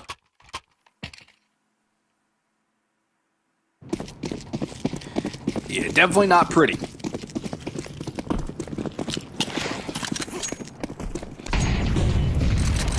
Not pretty at all. RZK, though, opens it up. That is something Dusty Roots have needed. Opening frags. SHC, though, pushes up through lobby and grabs a snack. RZK done and dusted. Big start there to return it to parity for Gaimin Gladiators, and Tommy's down to 46 HP too, so slight advantage to the CT side.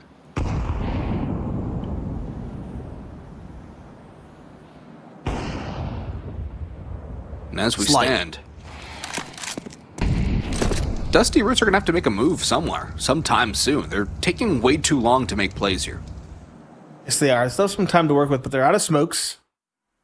They have flashes and mollies, and one nade. The walk towards ramp. This has been abandoned. 2-1A, 2 towards secret. This utility will broadcast the play.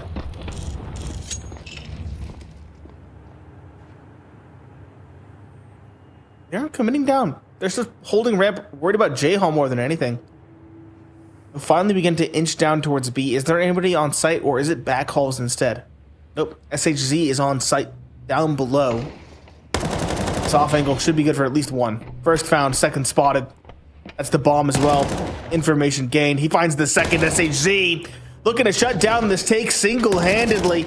On the ramp is one stuck between two angles. It's SHZ to capitalize with the triple. The last alive, its secrets caught by Martin rotating down the vents. Gaimin Gladiators have at least an advantage going into the second half, if not an 8-4. And that is quite the recovery given the start.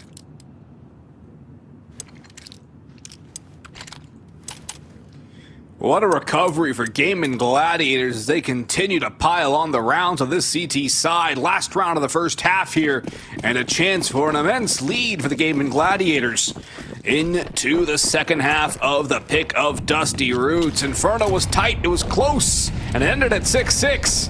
This half will not end in a tie, with a chance for a great lead for Gaimin Gladiators. Galils for the T's, utility sparse at best. And SHZ just backing away. One of those two Molotovs already expended for Dusty Roots. Keep an eye on Tommy, though, as he makes his rounds outer yard. Could he get the backstab or be shut down? Great read by SHZ. Flips around, lands the headshot. 1 down, 4 to go for Gaimin Gladiators. And the Dusty Roots squad just waffling about in the lobby with Myron as a lurk towards ramp. They look lost, rudderless in the ocean.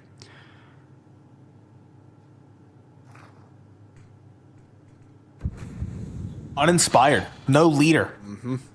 They have an individual that's doing good success that they should build around, RZK.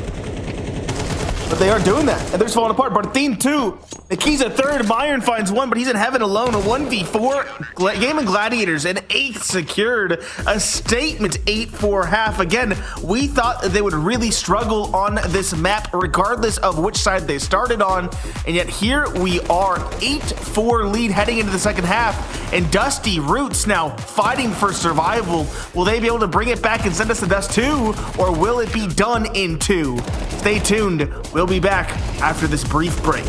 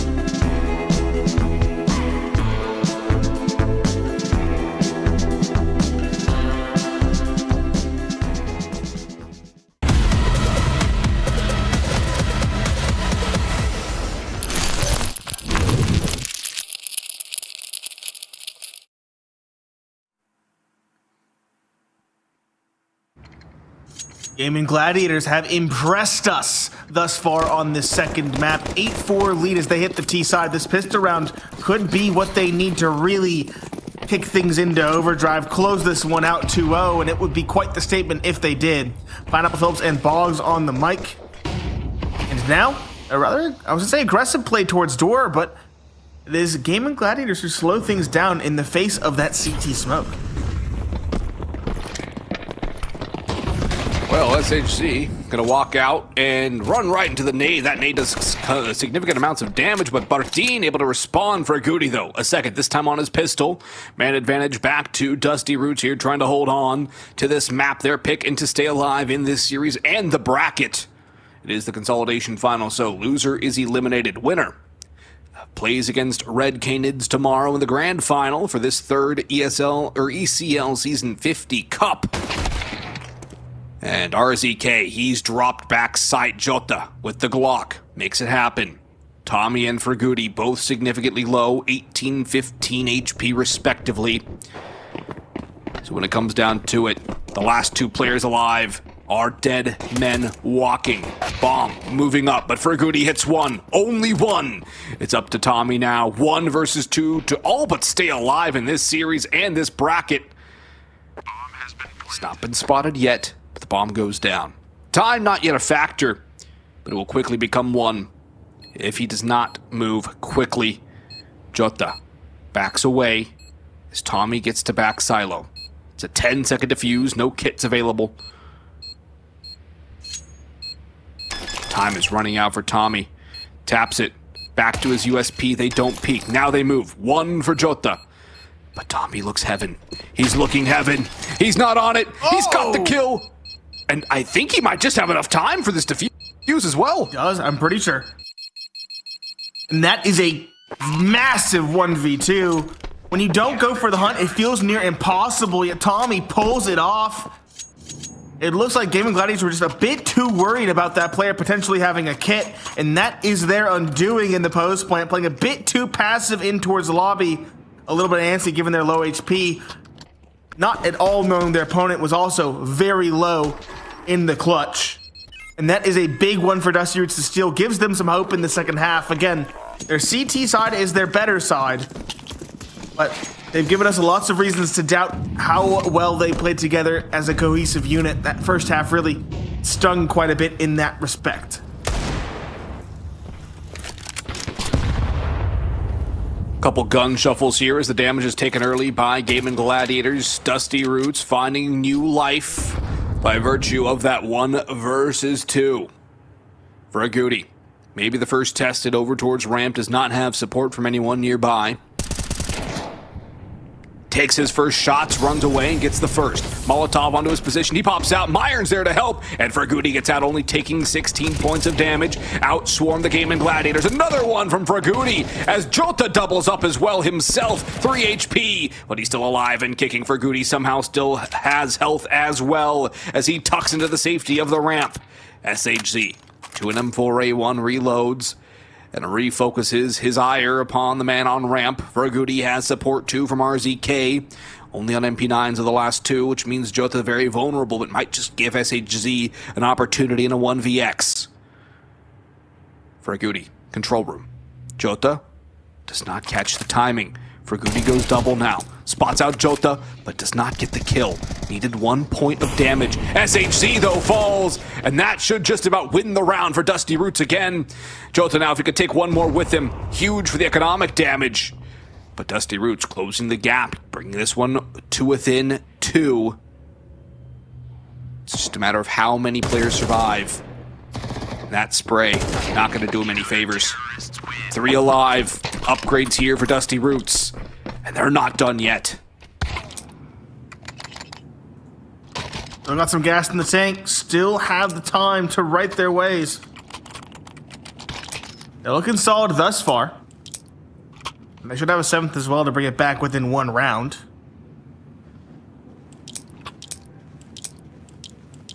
Another thing I've noticed is we haven't seen too many ops thus far on this map.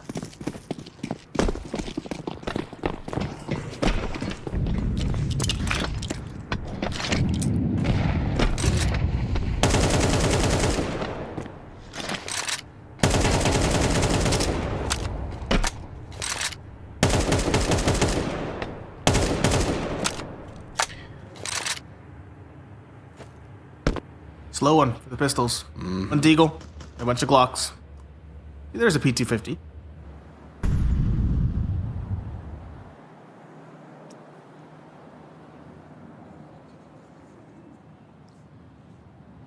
Should be an easy round for Dusty Roots. Keyword should. How many times have we seen it not be easy?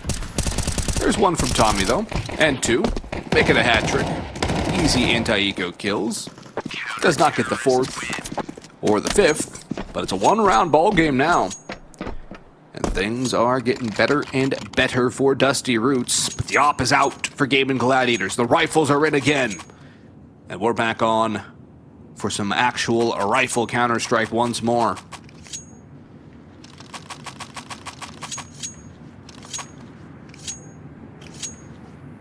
This ought to be a fun one, Nate.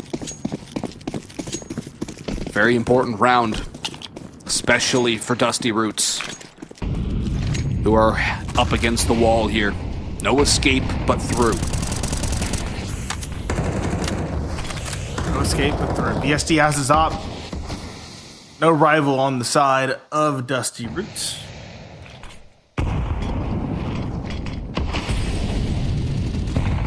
Straight walk across is the call. 4 here. Op being boosted up. Could find something around the smoke. There's a lot of players looking out in the yard, though, so he has to be careful.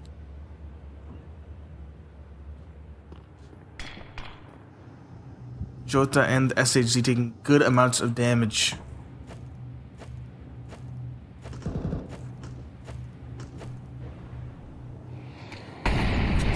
Is our lobby lurk. The lone player not outside yard or secret.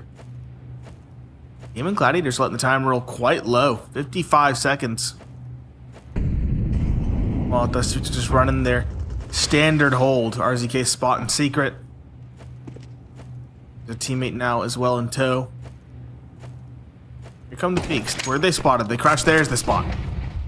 RZK gets the info, falls back. He has a teammate up towards control. Very solid sight hold set up now for Dusty Roots.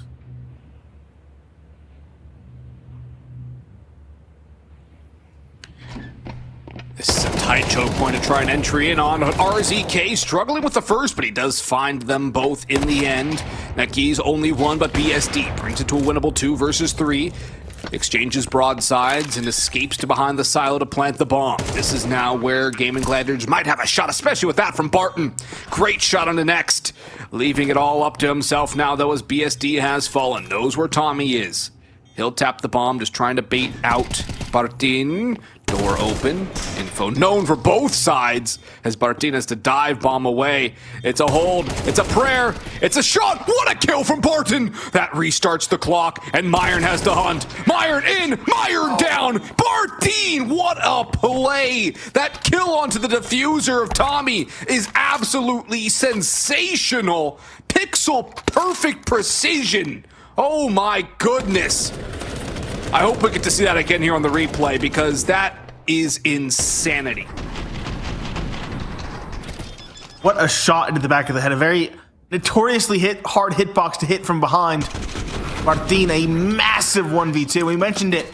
2 of the individuals on this team were really struggling in the first half, but now everybody on Gaimin Gladiators is finding impact at a critical time.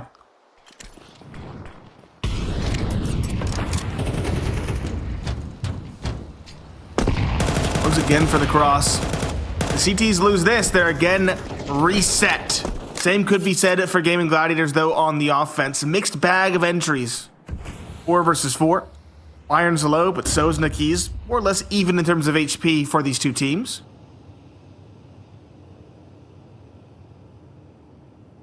Now everything slows down off of the mixed trades at the start.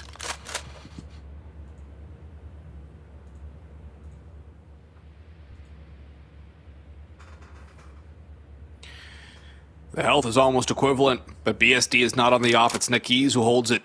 Bogdan's Law. SHZ making noise. Does not bait RZK into a fight. He's been joined by Tommy and Ferguti.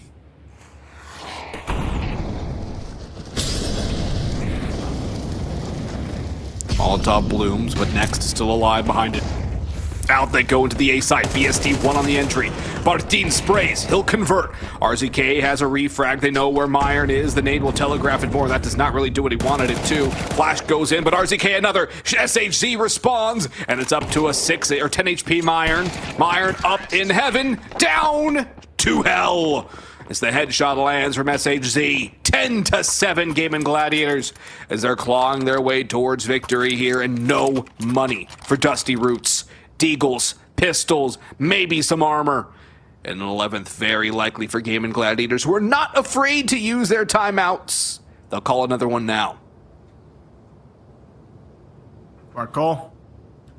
Don't let this one slip away. We've seen a couple anti-ecos or anti-saves collapse throughout this series. In fact, more than a couple, I would say. Don't let that happen here. You can win this one. Keep it clean. Build up some resiliency on your T side. Build up that economy. It'll be 11-7. And from there, you should have enough gas in the tank to get to 12. That would be huge for you, especially given the score disparity at this current moment. Eagles, 3 to be exact, into smoke for Dusty Roots.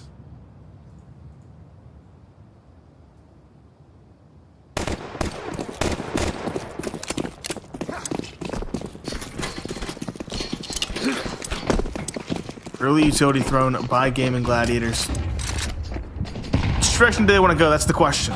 Up at range and lobby. Makes sense. Lots of damage exchanged. I think BSD was dinked through the wall.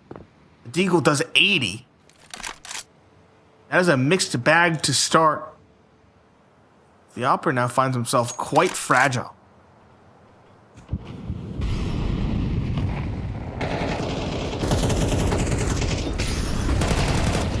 In goes Nekis, does not get caught by the up-close pistol. He'll go for more, lands the second, SHZ the last. And that's a pretty clean round here for Gaimin Gladiators on their 11th.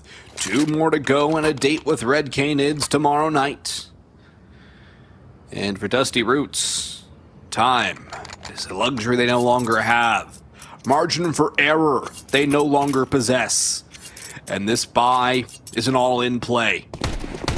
Rifles, utility, no defuse kits, and no helmets. Luckily, no Galils on the other side. This is a last-ditch effort. A combined $300 in the bank among 5 players. It is truly the definition of all-in. It is. Good flash. I don't think the keys was spotted, though.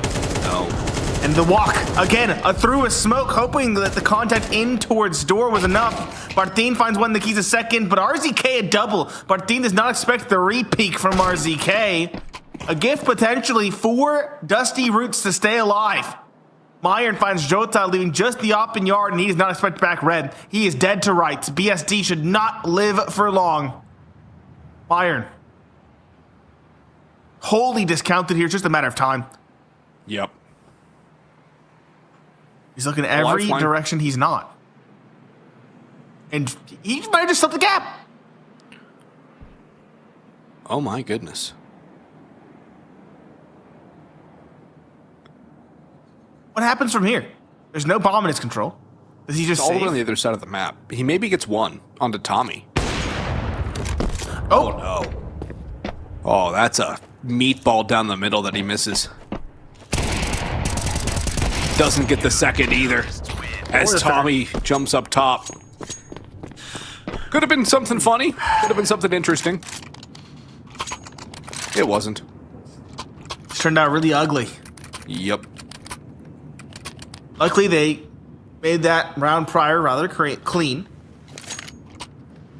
Convincing.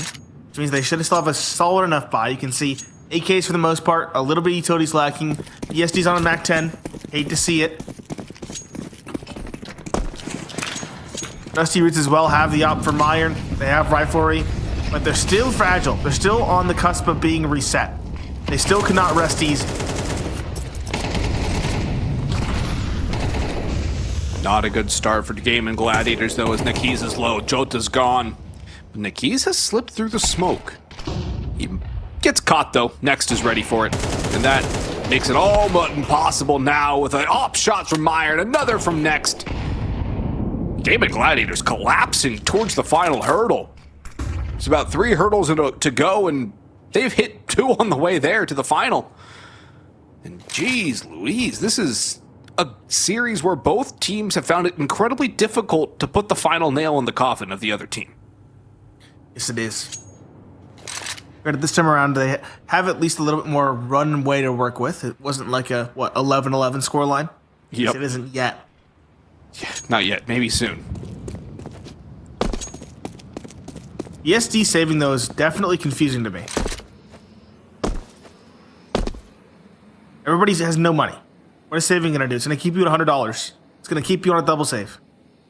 So unless they're going to hero rifle Tech 9 armor in this next round, I don't like this call.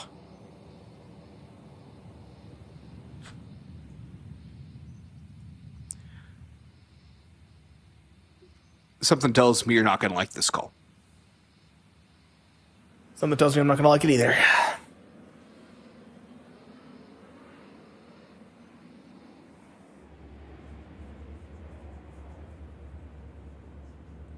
Quiet end to round 20. And 5 alive, too, for Dusty Roots. Look at that bank. Smart for them not to hunt this rifle down.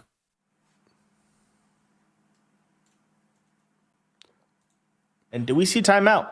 How many do they have left? They've used 1, at least.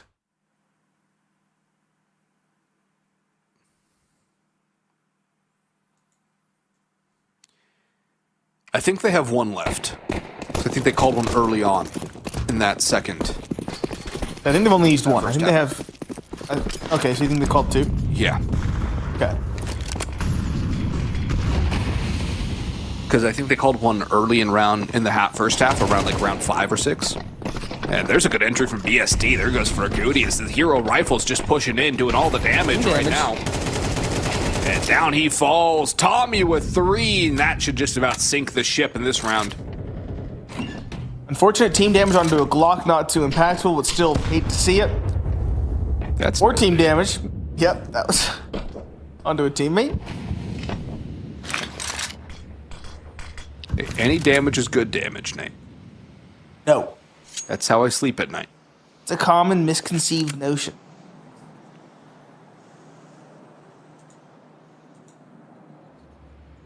Jota working around with that Glock. SHZ picked up the M4 that was in towards J Hall. He's now sitting in heaven. And he's not alone. X is holding for it.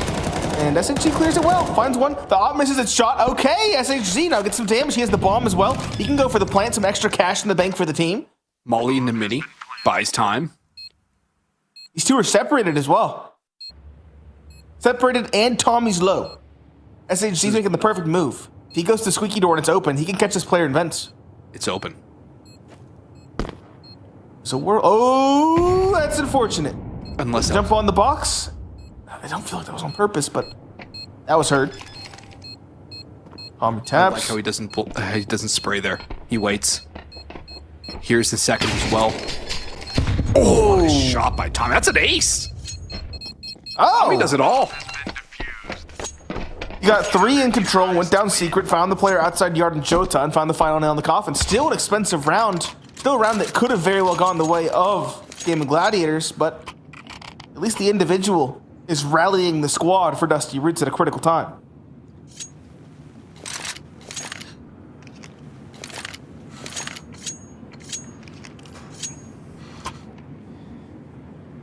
A 1-round game now, 11-10 in favor of Gaimin Gladiators, a narrow margin.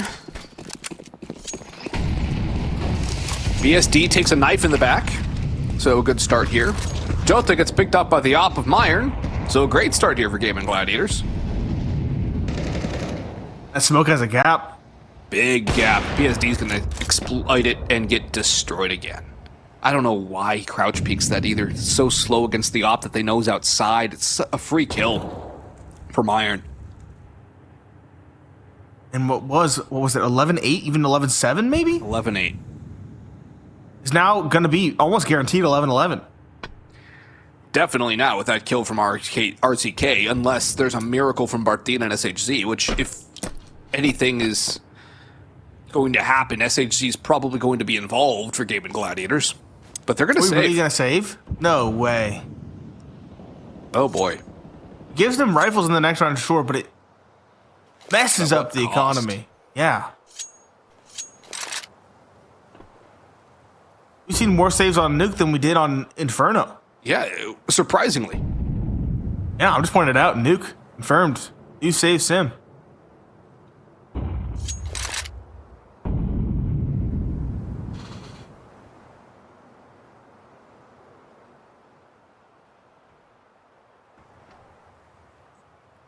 It's looking so good for Gaimin Gladiators too. I know, they were doing everything right.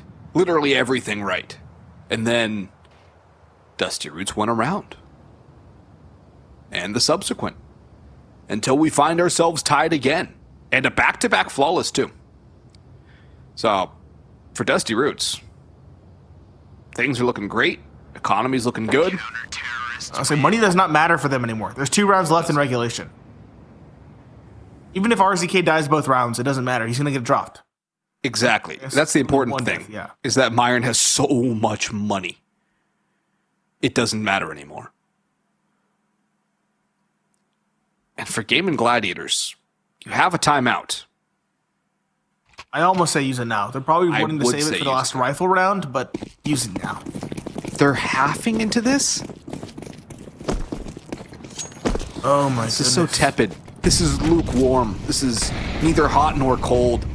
This is trying to hedge all your bets at the same time, so you're playing so safe that nothing's safe.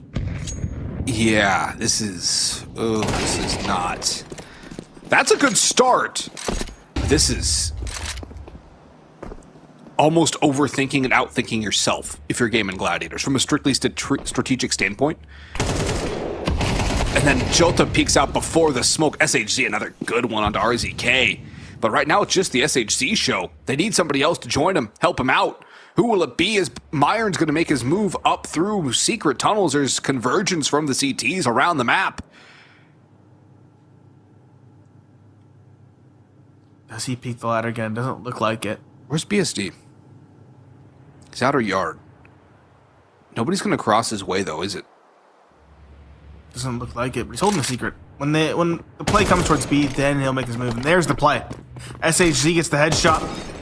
He'll hold a bit to see if anybody goes secret, and then from there he'll probably walk his way down. Don't hate it, given that he only has the deagle.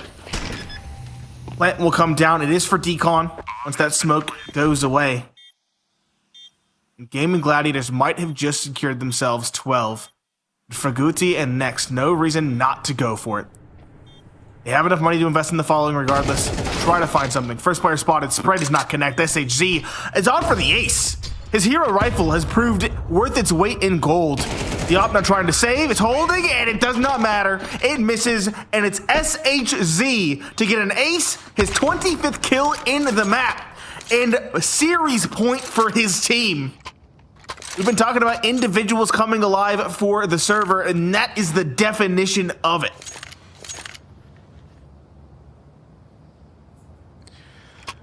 And Dusty Roots could also use a timeout here, Nate. They don't do that. Not their style. They've used one this entire series. And it got them to this point. To be fair, their timeout worked. Yeah, it worked, which is why I would like to see them use it again here. Wishful thinking. Very wishful. And for RZK, it might be more so. What is with these smoke walks from both teams? I was gonna say, we're gonna get another round 24 chaos round, and that is exactly what's happening. Not nearly as many bullets flying, but it's still chaotic. It's still scrappy, and it's still ugly. But it comes up Dusty Roots, 3 versus 2. Bartin, BSD, Op and AK. Bartin should have next dead to rights. There it is. And now we're back to even footing. Bomb will race into A. Both players are grouped up. Where are they? They're flanking trophy. I don't think we've seen a flank trophy yet on a retake A. No, we haven't. And that could be something that catches these two players unawares. Yep, there we go. Meyer in the first. It's BSD to try and hold on to their lead to close it out without overtime. Walking around, he spots the first, gets that. He knows where the second is. Myron swaps weapons. Myron misses the shot. And BSD gets the final. 2 kills in a 1v2 and another 13-11 for Gaimin Gladiators as they close out the map and the series and now secure themselves a spot in the grand finals versus Red Canids. What a round from BSD. The Opera without his op has the AK, outplays Myron around the silo, and then gets the last one through the hut. Great stuff from him in a tight situation, and Gaimin Gladiators, they slip, they fall, they slide to a tie game, but they're able to hold on again. Much like Inferno, although with a larger lead squandered, they find the way to win in the end. And that's something that is said a lot in traditional sports, is learning how to win. Gaimin Gladiators have learned how to win. They know how to win. Doesn't mean it's clean, doesn't mean it's pretty, but a win is a win, and a grand finals appearance is a grand finals appearance with a chance at ESL Pro League. Yep, a win is a win no matter how close you let it get. I would like to say I want to see them get to a point where they can win a win and not win a win eventually. That's a lot of the word win within like 7 words, but you get the point. I don't want to see this kind of delay, let it get to the end, get desperate, get chaotic. If you think the chaos is what you need, do it a bit earlier. Get a bit crazy, get a bit scrappy, because when you get that lead, when you have that 11-7, 11-8, and their backs against the wall, get chaotic, shut them down, catch them unawares, and then you can close it out far more cleanly without nearly as much stress. Yeah, it's not a clean series from Gaimin Gladiators, and for Dusty Roots, I think that they also will be exiting this cup thinking that they could have made it to the final, and probably should have made it to the final. There's so much that could have been done differently from both sides to make this a much easier tournament for them, a much easier match, and it's just a lot to learn. Yeah, a lot to go back and learn, and not a lot of time to implement it for Gaimin Gladiators. Dusty Roots at least have the luxury of time before the next one. But it's going to be Gaimin Gladiators versus Red Canids for the first time in this cup tomorrow afternoon or evening, depending where you're located. Yeah, it is going to be a very exciting one as well. And as we mentioned, it is an action-packed day. We had other consolidation finals earlier today for ESL Challenger League Cup 3. And of course, we still have another matchup as well later today, Boggs. I think it's still you and me, and it's still going to be North America this time around, albeit Marsborn versus Wildcard, if I'm not mistaken. Yeah, which is going to be an exciting one. Yeah, for a consolidation final, too. It's a pretty good matchup. Skin Rave waiting in the final over in North America. So when you're looking at what we have next in store, that's a pretty good one, and following up on what has been a chaotic best of 3 that ends as tight as it could in regulation for 2 maps. It's a best of 3 that felt like it ended in 3 maps that only took 2. But we're not done tonight, folks. We still have North American ESL Challenger League Cup number 3 consolidation final action in just under 2 hours' time. So when it's time for Marsborn versus Wildcard, come back as we'll have all the action here again. We'll see you in about an hour and 50. ESL presents ESL Challenger League in partnership with Intel, Acer Predator, DHL, and Qiddiya.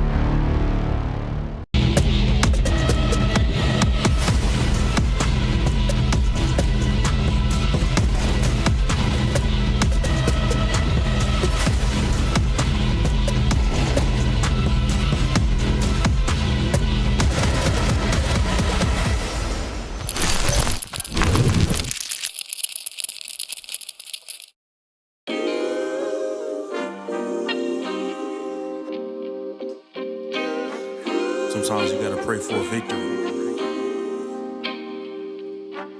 Yeah, I'm overzealous when I'm thinking about the cash flow. I never had no handouts, just came natural. I've been tested so much, all these wrestlers nice. All these different situations that I've been through. I seen pain trying to creep in through the window, but now I'm sliding through the hood in a Benzo. You gotta separate yourself just to elevate. I keep some drink in my cup to see through the hate. Sometimes on the road to glory, you gotta press the brakes. I got a lesson plan for all my past mistakes. I swear I'm proud of all my best and my worst days. Proud of all my feet when I touch the ground. Front of 8 at Beijing, man, ain't know the sound. I know I made mistakes, but my mama proud. Fans scream my lyrics out in the background. They ain't know me then, but I'm hot now. They say life's a gamble, you gotta roll the dice. I risked a lot of different things just to live this life. Life down bad, you gotta pay the price. I've been through hell and back just to live this life. They say life's a gamble, you gotta roll the dice. I risked a lot of different things just to live this life. When you down bad, you gotta pay the price. I've been through hell and back just to live this life. I'm faced with a lot of different choices these days. Do a rock and Rolex account or blue face? The whole world know my name off a mixtape. I still got the same brothers since 6th grade. G-Wagon, red seats, we on Biscayne. Trips to the Florida Keys, we imported these. Thanking God for the life he afforded me. All this jewelry on my body, acting like the hood. I need a brown skinned chick just like Megan Good. Holding up every promise that I ever made. Music in the background, it's a serenade. Been rapping 10 years, boy, this ain't a phase. I paid dues, paid rent, and I stayed the same. I had teardrops running down my face. I've been through a lot, I had real pain. But thank God, cause we really on a better days. They say life's a gamble, you gotta roll the dice. I risked a lot of different things just to live this life. When you down bad, you gotta pay the price. I've been through hell and back just to live this life. They say life's a gamble, you gotta roll the dice. I risked a lot of different things just to live this life. When you down bad, you gotta pay the price. I've been through hell and back just to live this life. What's a life without sacrifice? Sometimes you gotta thank God and just roll the dice. Pacino.